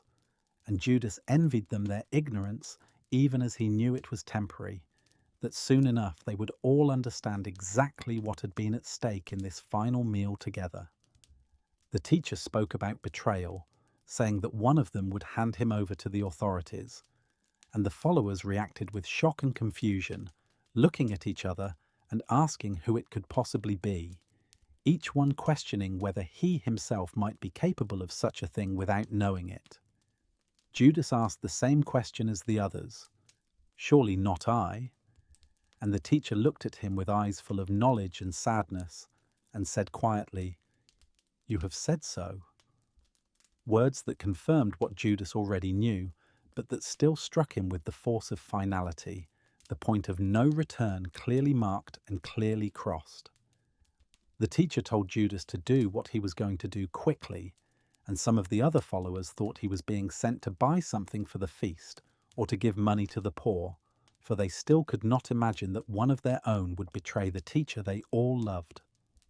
Judas rose from the table and left the upper room, and as he descended the stairs and emerged into the night streets of the city, he felt as though he were leaving one world and entering another, as though the person who climbed those stairs later would be fundamentally different from the person who was descending them now. The night air was cool on his face, and the stars were bright overhead, indifferent to the small drama being played out in the streets below, and he made his way through the darkened city toward the temple precinct, where he knew he would find the officials he had spoken with before. His feet moved automatically, carrying him forward even as part of his mind screamed at him to turn back, to return to the upper room and confess what he had been planning and beg for forgiveness. But he did not turn back, for he had given his word and had been given his instructions, and he believed that what he was doing was necessary even if it was also terrible, that sometimes the path to redemption ran through betrayal, that sometimes love required the willingness to be hated. He found the officials waiting for him, as if they had known he would come tonight, and he told them that the teacher would return to the garden after the meal, that this would be the time to make the arrest when he was away from the crowds, and when resistance would be minimal. They gave him a purse heavy with silver coins, 30 pieces counted out carefully, and placed in his hand, and he felt the weight of them, not just physically, but symbolically, the price of a life, the cost of salvation, the wages of a service that looked like sin. The officials told him they would send guards to the garden and that he should accompany them to identify the teacher, and Judas agreed to this, even though everything in him recoiled from the thought of leading armed men to arrest the one he had followed and learned from and loved in his own complicated way. He tucked the purse into his garment and left the temple precinct, and he walked through the city streets without any particular destination, simply moving to keep from standing still, trying to outpace the thoughts that pursued him like hunting dogs. He found himself eventually at the edge of the city, looking out over the Kidron Valley toward the Mount of Olives, where the garden lay in darkness, and he stood there for a long time trying to prepare himself for what he was about to do. The hours passed, and Judas knew that the meal in the upper room would be finishing, that the teacher and the followers would soon be making their way to the garden as was their custom, and he also knew that the guards would be assembling and preparing to march. He made his way to the meeting point that had been arranged, and he found the guards waiting there, a contingent of temple police armed with clubs and swords, and their faces showed the grim determination of men who were being paid to do an unpleasant job and who wanted to complete it efficiently and without complications. They had torches to light their way, and the flames cast flickering shadows that made their faces look demonic, and Judas wondered if his own face looked the same to them, whether they could see the struggle written on his features, or whether he appeared calm and committed to the task at hand. They set out together, this strange company of betrayer and enforcers, making their way through the sleeping city and down into the valley and across the stream that ran through it, and then up the slope to where the garden spread its ancient trees. The torches created pools of light that moved through the darkness, and the sound of their footsteps and the clink of their weapons seemed impossibly loud in the night quiet. And Judas thought surely everyone in the garden would hear them coming and have time to flee. But when they arrived, they found the teacher standing calmly, as if he had been waiting for them, as if this moment had been anticipated and accepted long before it arrived. The other followers were nearby, some sleeping and some waking at the sound of the approaching guards, and their faces showed confusion and fear as they tried to understand what was happening. Judas stepped forward, his legs feeling wooden and his heart hammering in his chest, and he approached the teacher and spoke the traditional greeting and leaned in and pressed his lips to the teacher's cheek, and in that kiss he tried to convey everything he could not say in words. His love and his sorrow and his terrible obedience and his hope that somehow this was right, even though it felt so wrong. The teacher received the kiss with the same calm he had shown throughout, and he said quietly, "Friend, do what you came to do." And those words, that address of friendship at the moment of betrayal, struck Judas with a force that nearly brought him to his knees, but he stepped back and the guards moved forward and seized the teacher and bound his hands, and the other followers scattered in panic and confusion, and Judas stood watching as the teacher was led away, the torches creating a river of light that flowed back through the garden and down into the valley. Judas stood alone in the garden after the guards and their prisoner had disappeared into the darkness, and the silence that remained was more terrible than any sound could have been, a silence that seemed to press on him from all sides and to echo with everything that had just occurred. The torches were gone and the moon had set, and the garden was now lit only by starlight, and the ancient olive trees stood around him like witnesses who had seen countless acts of human folly and betrayal, and who would continue standing long after everyone involved in this night's events had turned to dust. He wanted to fall to the ground and weep,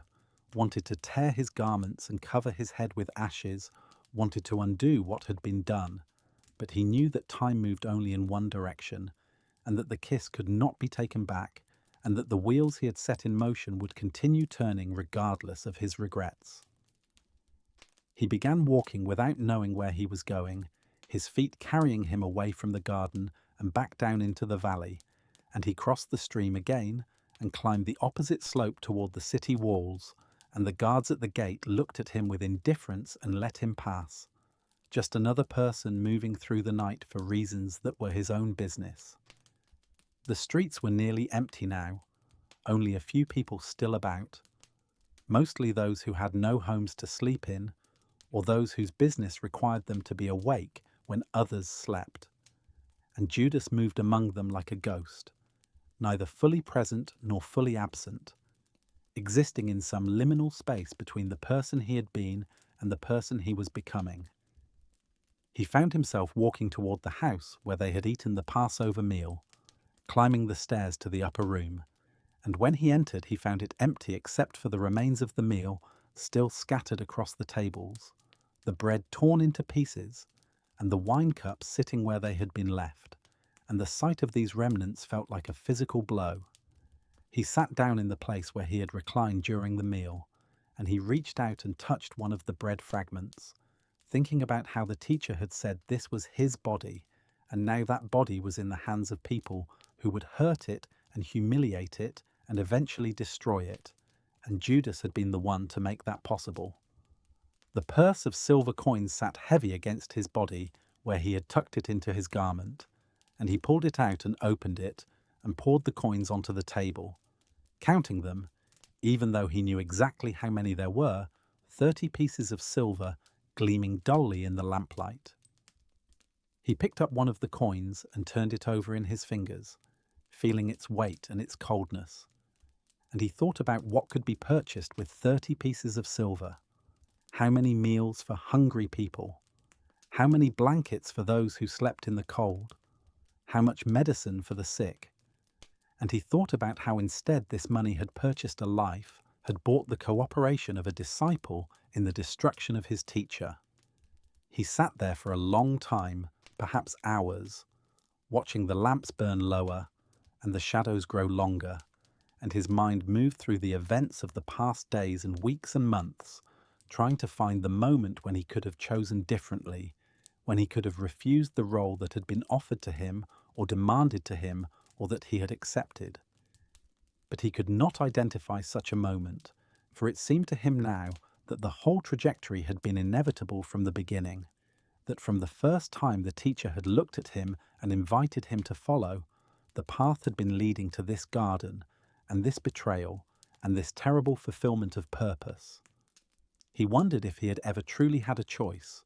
or if he had been caught in a current too strong to resist, carried along by forces that used him for their own purposes while maintaining the illusion that he was acting freely.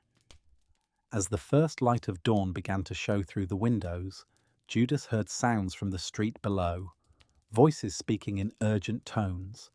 and he went to the window and looked out and saw people hurrying past, and he heard fragments of conversation about a trial, about the teacher being taken before the high priest and the council, about accusations and witnesses, and the machinery of religious and political authority grinding toward judgment.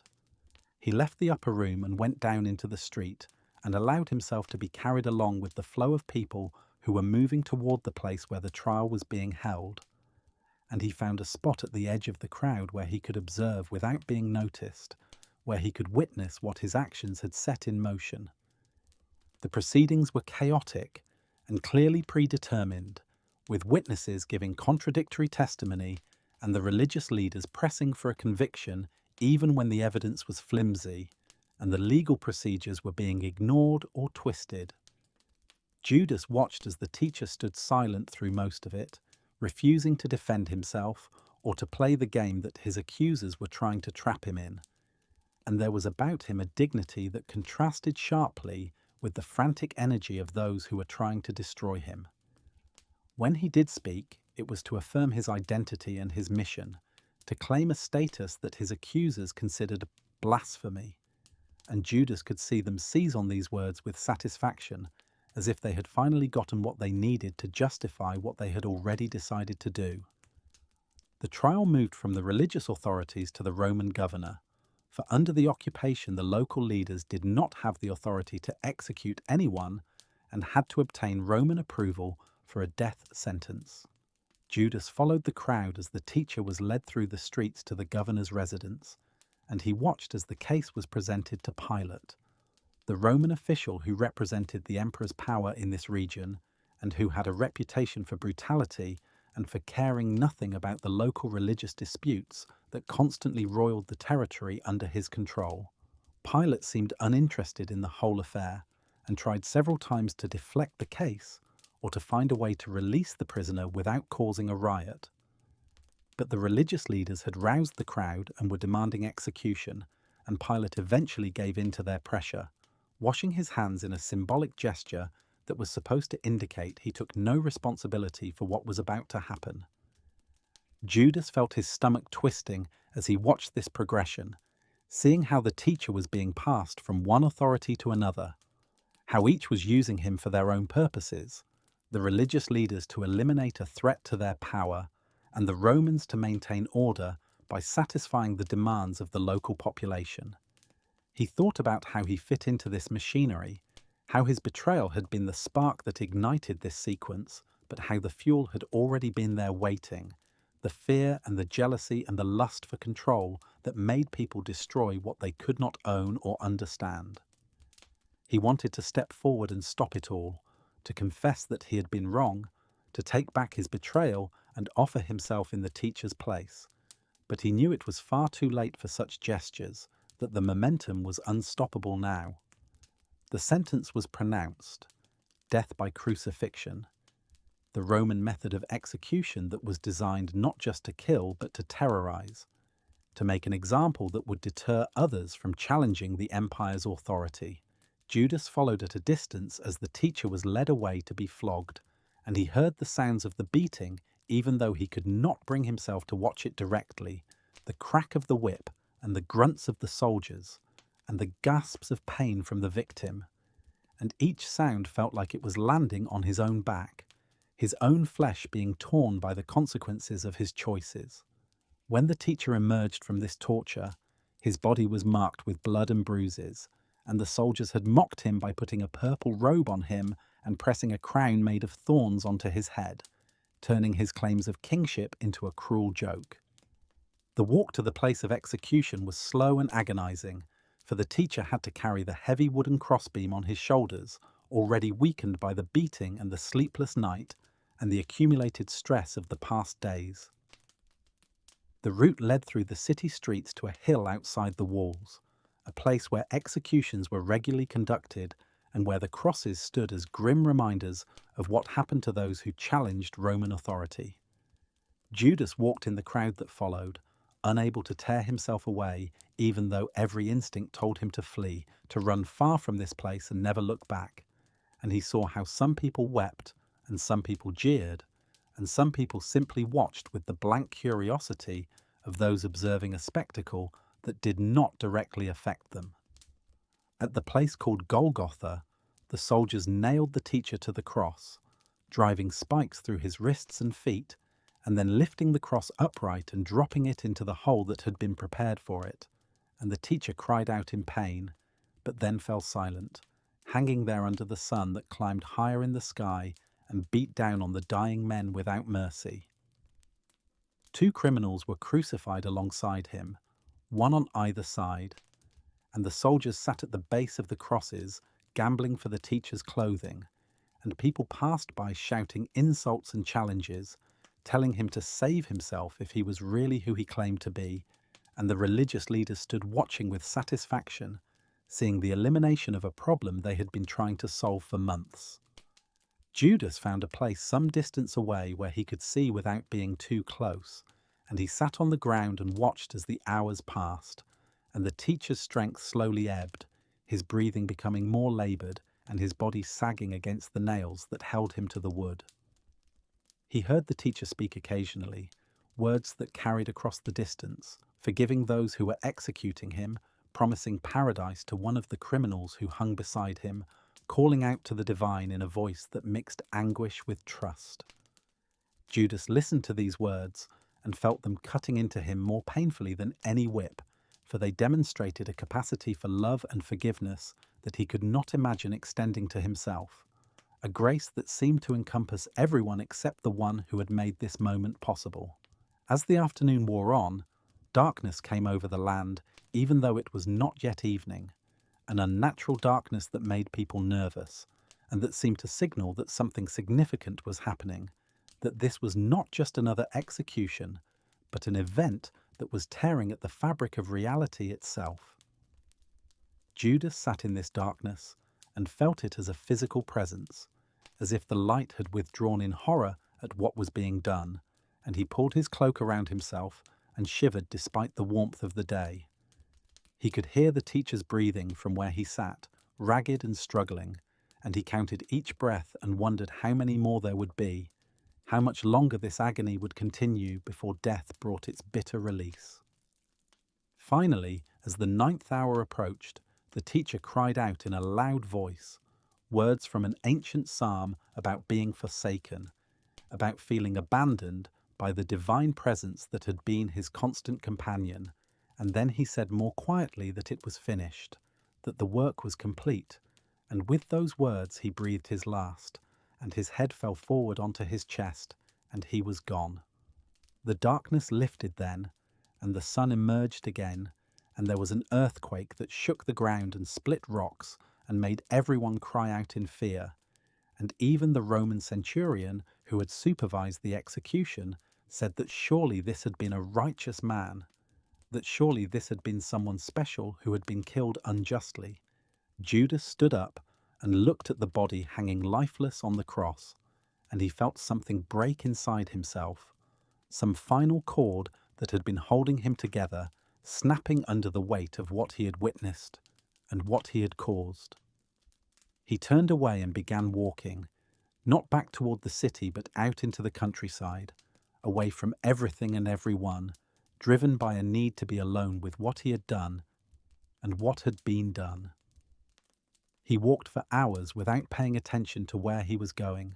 climbing hills and descending into valleys, passing through olive groves and rocky fields,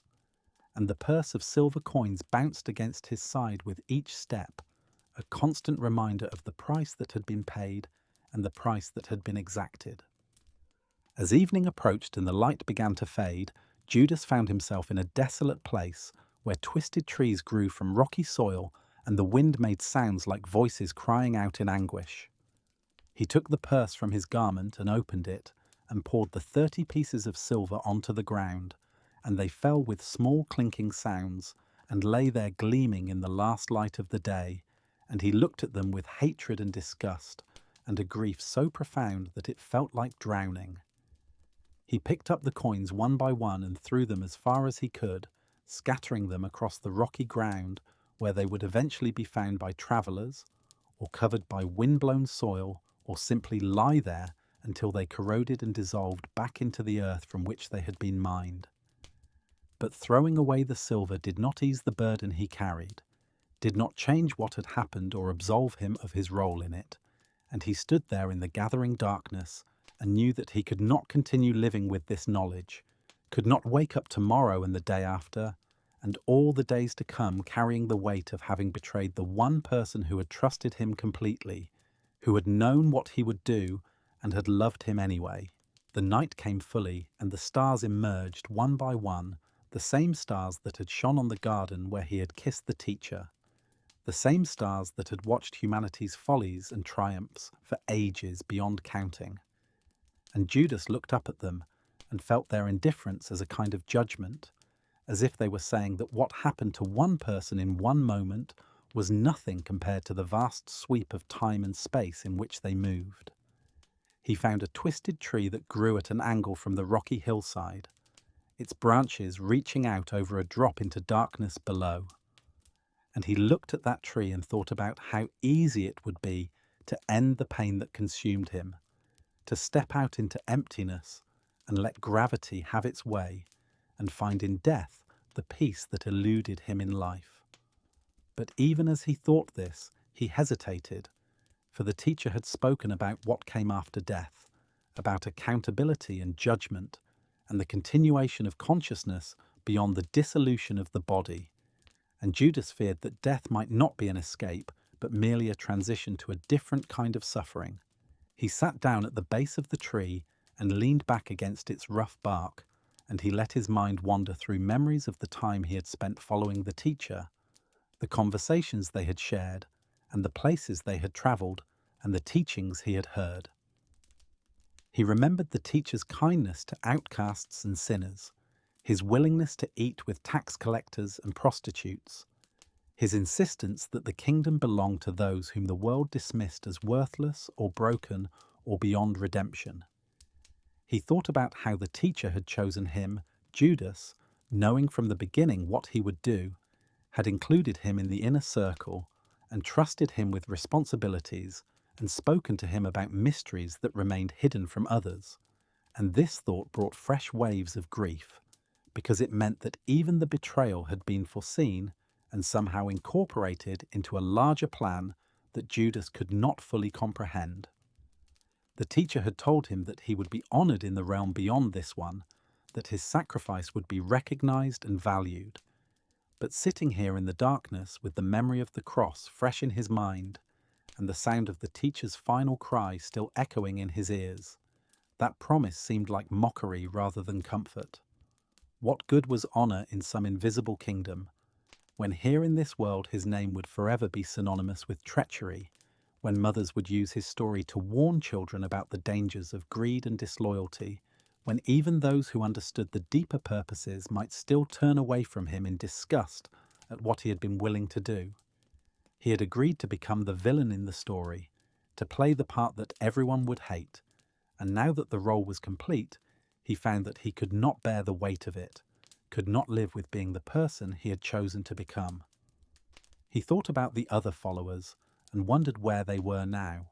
whether they had gone into hiding or had scattered to their homes or were still somewhere in the city trying to make sense of what had happened. He thought particularly about Simon Peter, who had sworn he would never abandon the teacher and who had probably done exactly that when danger actually arrived, and about John, who might have stayed near enough to witness the execution, and about Mary and Martha and Lazarus, who would be mourning the loss of someone they had loved deeply and had welcomed into their home. He thought about how they would all eventually learn that it was Judas who had led the guards to the garden,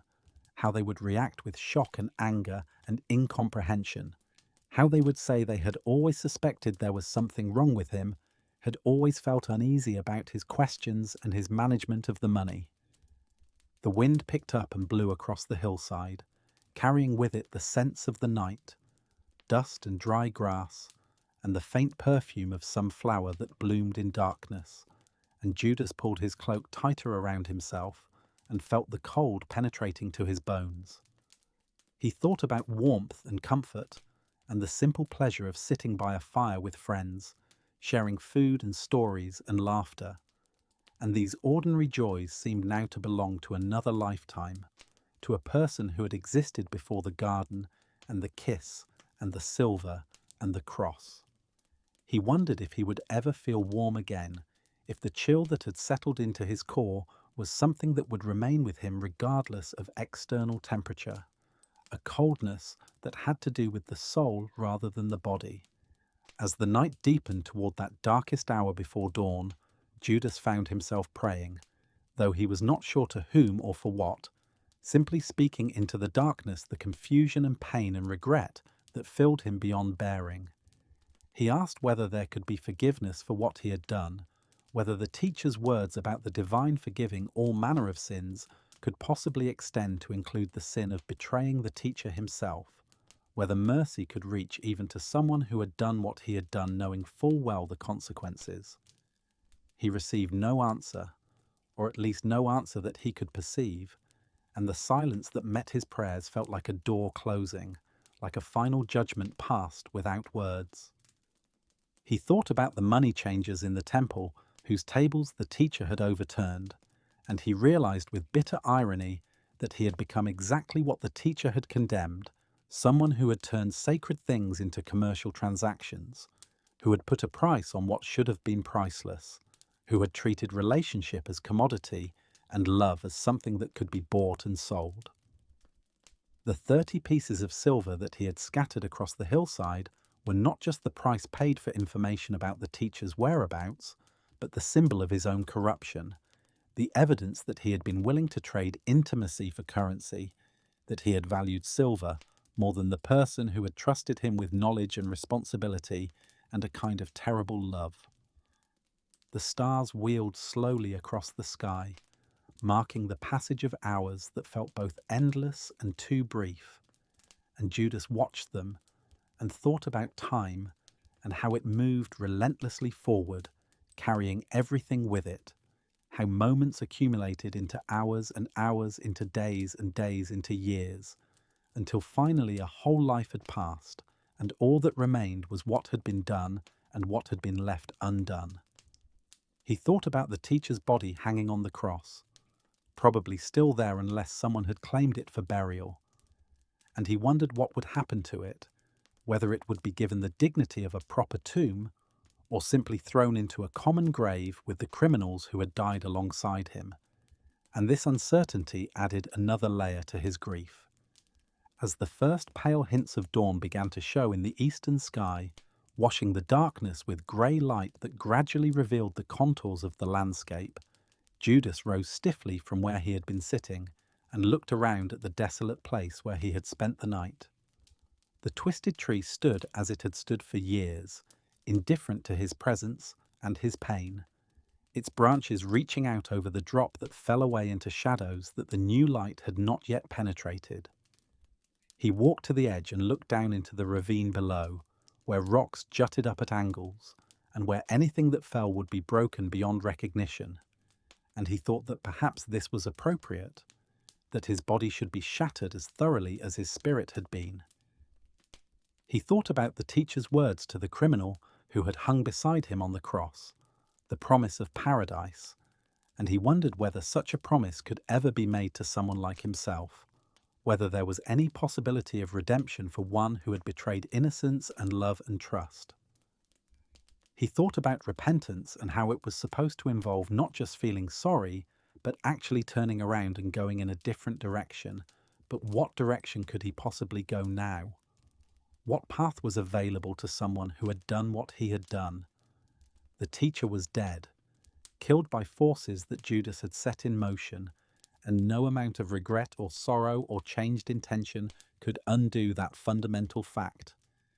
The light continued to grow, revealing the landscape in increasing detail, the rocks and the sparse vegetation, and the paths worn by animals and occasional travelers.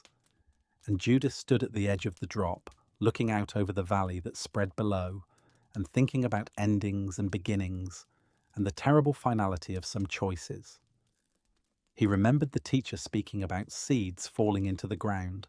and dying so that they could produce fruit, about how life came from death, and how transformation required destruction of the old form so that something new could emerge. And he wondered if his own death might somehow serve a similar purpose, might be the final necessary sacrifice that would allow the teacher's work to bear fruit in ways that could not happen if Judas continued to live. But even as he thought this, another voice in his mind questioned whether such thinking was just rationalization, a way of making suicide seem noble or necessary rather than what it actually was, an act of despair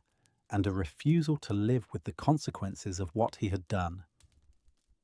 The teacher had taught about bearing one's cross, about enduring suffering rather than escaping from it, about finding meaning in the midst of pain rather than seeking release through death. And by that standard, Judas's contemplation of ending his own life was simply another betrayal, another refusal to follow the path that had been marked out for him. He stood there torn between these competing thoughts, between the desire to escape and the sense that escape was not permitted, between the pain of continuing and the fear of what might wait beyond death. The sun rose fully above the horizon, casting long shadows across the hillside and warming the air slightly, and birds began their morning songs, small creatures celebrating the new day without any awareness of or concern for the human drama that had unfolded in the darkness. Judas listened to their songs and felt their simple joy as a reproach, as evidence of a world that continued regardless of individual suffering, that would go on turning and growing and dying and being reborn, whether any particular person lived or died, succeeded or failed, kept faith or broke it. He thought about the generations that would come after, the countless people who would be born and live their lives and face their own choices and struggles, and he wondered whether any of them would understand what he had done, whether the story would be told in ways that captured the complexity, or whether it would be simplified into a simple tale of greed and betrayal. He took off his outer cloak and folded it carefully and placed it on the ground, not knowing why this seemed important, but feeling that it was some gesture toward order in the midst of chaos, some small act of care when everything else had come apart. He loosened his belt and pulled it free from his waist, and he looked at it and thought about how something designed for one purpose could be turned to another, how tools were neutral and acquired their meaning from how they were used, and he wondered if the same was true for people. If he had been a tool in hand he could not see, used for purposes beyond his understanding or consent. The twisted tree stood waiting, its branches strong enough to bear weight, positioned over the drop that would ensure finality, and Judas approached it slowly, each step feeling both inevitable and impossible, his body moving while his mind screamed at it to stop, to turn around, to choose life even if life meant living with unbearable knowledge and inescapable guilt. He fashioned the belt into a loop, his hands working with the strange calm that sometimes comes when a decision has been made and action follows automatically, and he secured one end to a branch that extended out over the drop, testing its strength and finding it sufficient for what he intended. He stood beneath the branch with the loop in his hands, and he thought about the teacher standing beneath the cross waiting for the nails, accepting what was coming without resistance or complaint, and he thought about how this moment was both similar and utterly different, how the teacher had gone to his death to save others while Judas was choosing death to escape himself. He thought about the kiss in the garden and how it had been meant as a sign but had become something more. A last touch, a final connection, a gesture that contained both betrayal and love, so intertwined that they could not be separated. And he thought that perhaps his whole life had been like that kiss, a mixture of motives and meanings that defied simple categorization. He put the loop around his neck and felt the rough leather against his skin, and he stood there for a long moment that stretched into eternity, balanced between continuing and ending, between enduring and escaping, and in that moment he thought he heard something, not a voice exactly, but a presence, something that might have been the teacher, or might have been the divine, or might have been only his own desperate hope, manufacturing comfort where none existed. Whatever it was, it seemed to be asking him to wait, to hold on, to trust that even this could somehow be redeemed, that even Judas could be forgiven if he would only accept forgiveness. But the voice was too faint, and the pain too great, and the guilt too crushing for him to believe it or to act on it. He stepped forward off the edge, and there was a moment of falling, a brief instant when he was suspended between earth and sky, between life and death, between all that he had been and all that he would never be. And in that moment, everything seemed to slow down, and he saw with impossible clarity the whole arc of his life, the choices made and not made, the loves given and withheld, the truth spoken and the lies told. And he understood finally that he had been both more and less than he had imagined, both capable of terrible things and worthy of grace. And this understanding came too late to change anything, but not too late to know. And knowing was something, was perhaps everything. And then the belt tightened and the moment passed, and Judas Iscariot was gone from the world that he had helped to change in ways he would never fully understand. The days that followed Judas's death were days of confusion and sorrow for all who had known the teacher, as the followers slowly emerged from their hiding places and began to piece together what had happened and to try to make sense of events that seemed to defy understanding. The women who had followed the teacher found his tomb empty on the third day after his execution, and they brought reports of angels and visions and a message that he had risen from death, and these reports were met with skepticism and hope in equal measure. For resurrection was something spoken of in terms of the distant future, not something that happened to people in the present moment. The followers gathered in locked rooms, afraid that the authorities who had killed the teacher might also seek them out, and they talked in hushed voices about what they had seen and what they believed, and what they dared to hope might be true. Simon Peter carried a burden of guilt almost as heavy as the one that had driven Judas to despair, for he had denied knowing the teacher 3 times during the long night of the trial,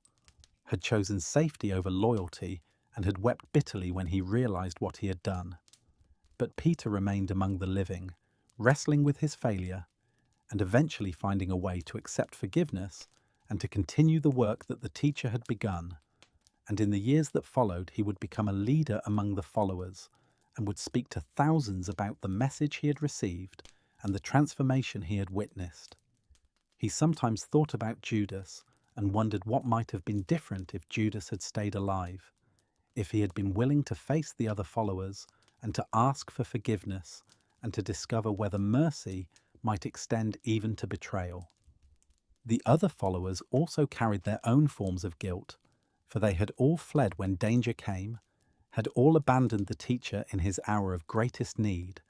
and they had to wrestle with the knowledge that they had been no more faithful than Judas,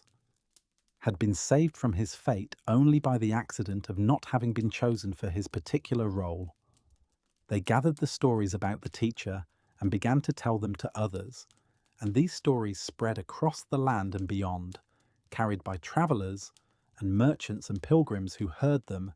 and found in them something that spoke to their own longings and struggles and hopes. The stories grew and changed in the telling, acquiring details and emphases that reflected the concerns and questions of those who heard them, and gradually a picture emerged of who the teacher had been and what his death and reported resurrection might mean. In the telling of these stories, Judas became a figure of darkness and greed, the disciple who had betrayed his master for 30 pieces of silver, and the complexity of his motivations, and the teacher's own involvement in orchestrating the events were simplified or forgotten or dismissed as irrelevant. The kiss in the garden became the ultimate symbol of betrayal, more famous than any kiss of love or greeting, and Judas's name became a byword for treachery that would echo through the centuries, spoken with contempt and used as a warning about the dangers of allowing money to corrupt one's values. Few knew or remembered that the teacher had chosen Judas knowing what he would do, that there had been private conversations and a terrible trust, that what looked like the ultimate betrayal might have been a kind of service, and those few who did know or remember kept silent, for the story that was being told served purposes that did not require such complications. The field where Judas had thrown the 30 pieces of silver was found by a traveller who gathered the coins and brought them to the religious authorities, and after some debate about what to do with money that had been used to purchase betrayal, they used it to buy a potter's field as a burial place for foreigners who died in the city, and the place became known as the Field of Blood, a name that referred both to the coins that had purchased it and to the blood that Judas had shed in his final despairing act. The field lay outside the city walls, a desolate patch of ground where the soil was poor and nothing much grew, and it served as a reminder that even the worst acts could somehow be turned to purposes that served the living, that blood and silver and death could be transformed into a place of rest for those who had no other resting place. Mary and Martha mourned the teacher's death with a grief that was both personal and profound, for they had loved him as a friend and as someone who had seen them and valued them in ways that few others had. They also mourned Judas, though they did not speak of this mourning openly, for they had seen something in him during his visit to their house, had recognized in his eyes a burden that he was carrying and a knowledge that set him apart from the other followers. Mary especially remembered the night in the courtyard when she had sat with Judas under the stars, and she wondered if there had been something she could have said or done that might have helped him bear what he was carrying, might have shown him a path other than the one he had chosen in that desolate place with the twisted tree and the ravine below. Lazarus continued his quiet support of the growing community of believers, providing resources and hospitality and serving as a link between the travelling teachers and the people of his town who were curious about the message they carried. He sometimes told the story of how the teacher had called him forth from death, had stood outside the tomb and commanded him to come out, and this story became one of many that demonstrated the teacher's power and his compassion and his ability to transform even the most final of endings into new beginnings. When Lazarus told this story, he often thought about Judas and wondered whether resurrection could apply to reputations as well as to bodies, whether there might someday be a calling forth of Judas's true story from the tomb of simplification and condemnation where it had been buried. The teacher's mother and the beloved disciple John carried memories that were intimate and specific, moments and conversations that the larger community would never know about, and they held these memories gently, treasuring them against the time when memory itself would fade, and all that would remain would be the stories that had been written down and passed along. They knew that the teacher had loved Judas, had trusted him with knowledge and responsibility,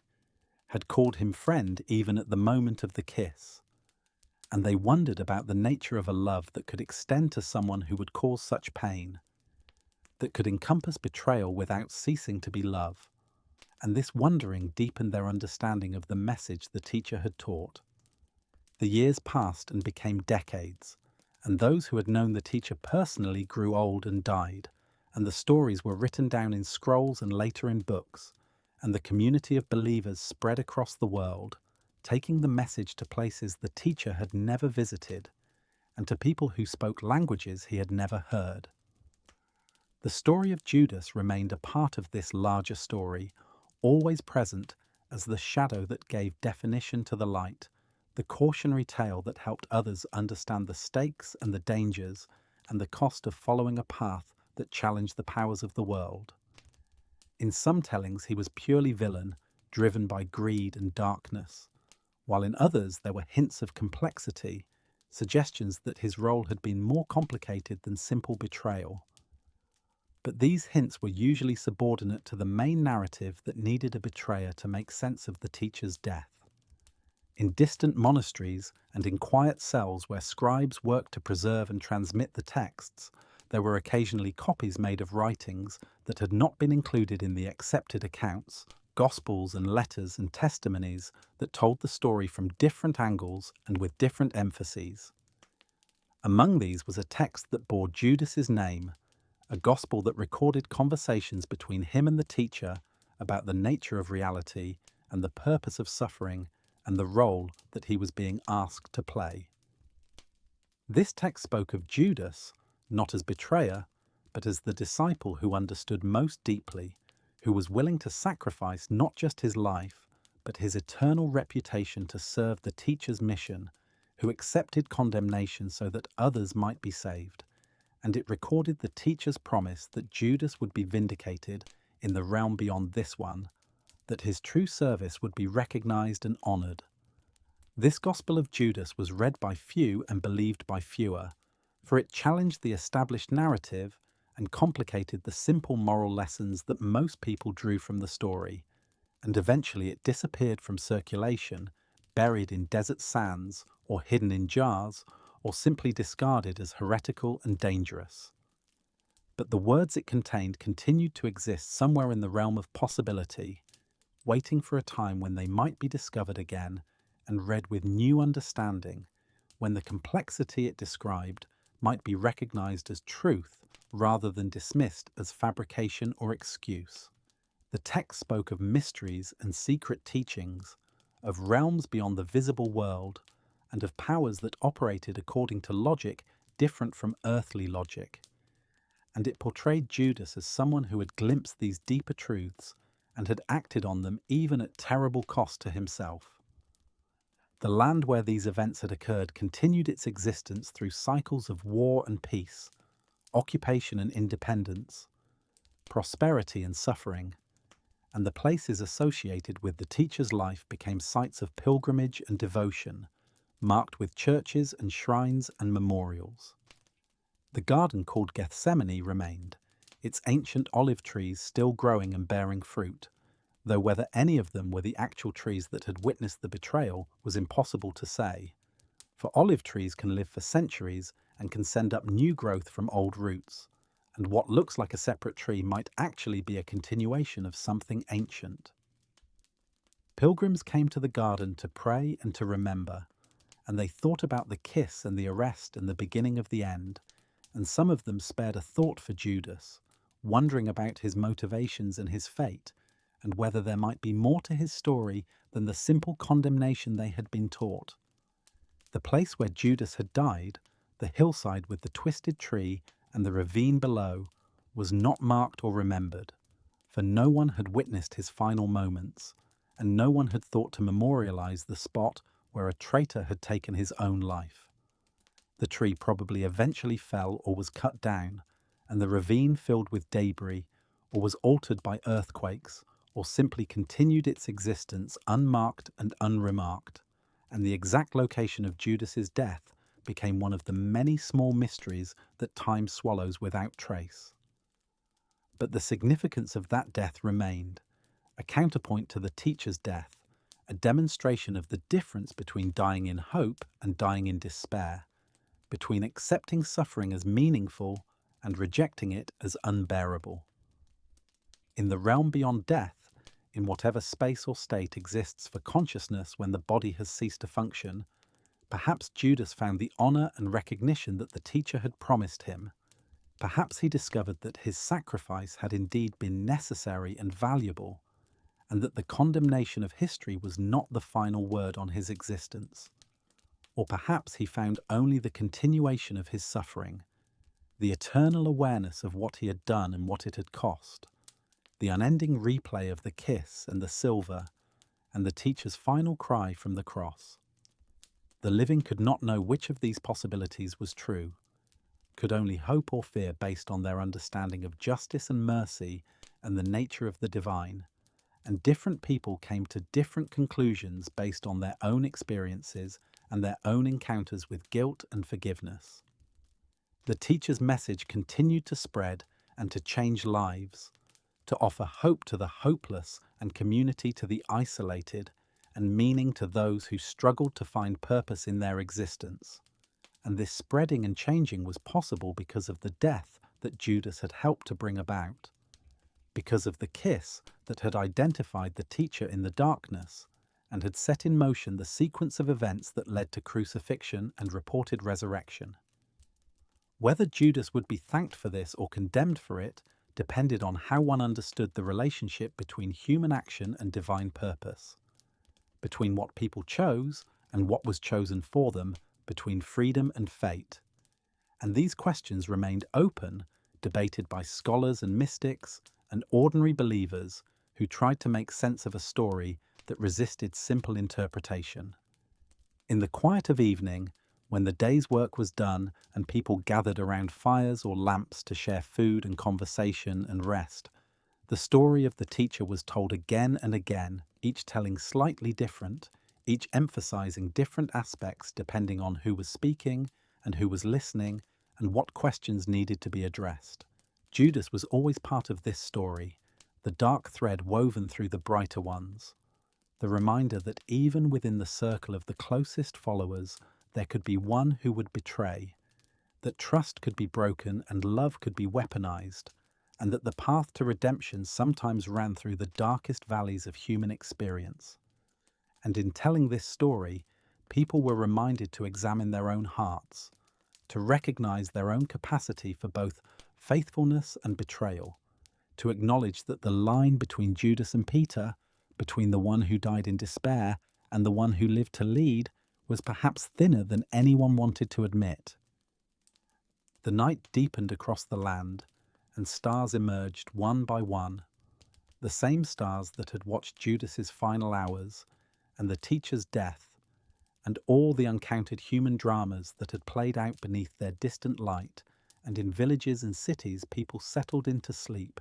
their breathing slowing and their bodies relaxing into the trust that tomorrow would come, and that life would continue its mysterious unfolding. Some of them dreamed of gardens and crosses, of silver coins and twisted trees,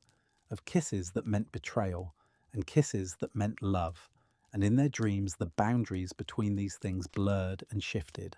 and Judas and the teacher walked together again through olive groves under starlight, and all the pain and all the glory were held together in a mystery too deep for words, too vast for judgment, too complex for any simple telling, and in this mystery there was something like peace, something like acceptance,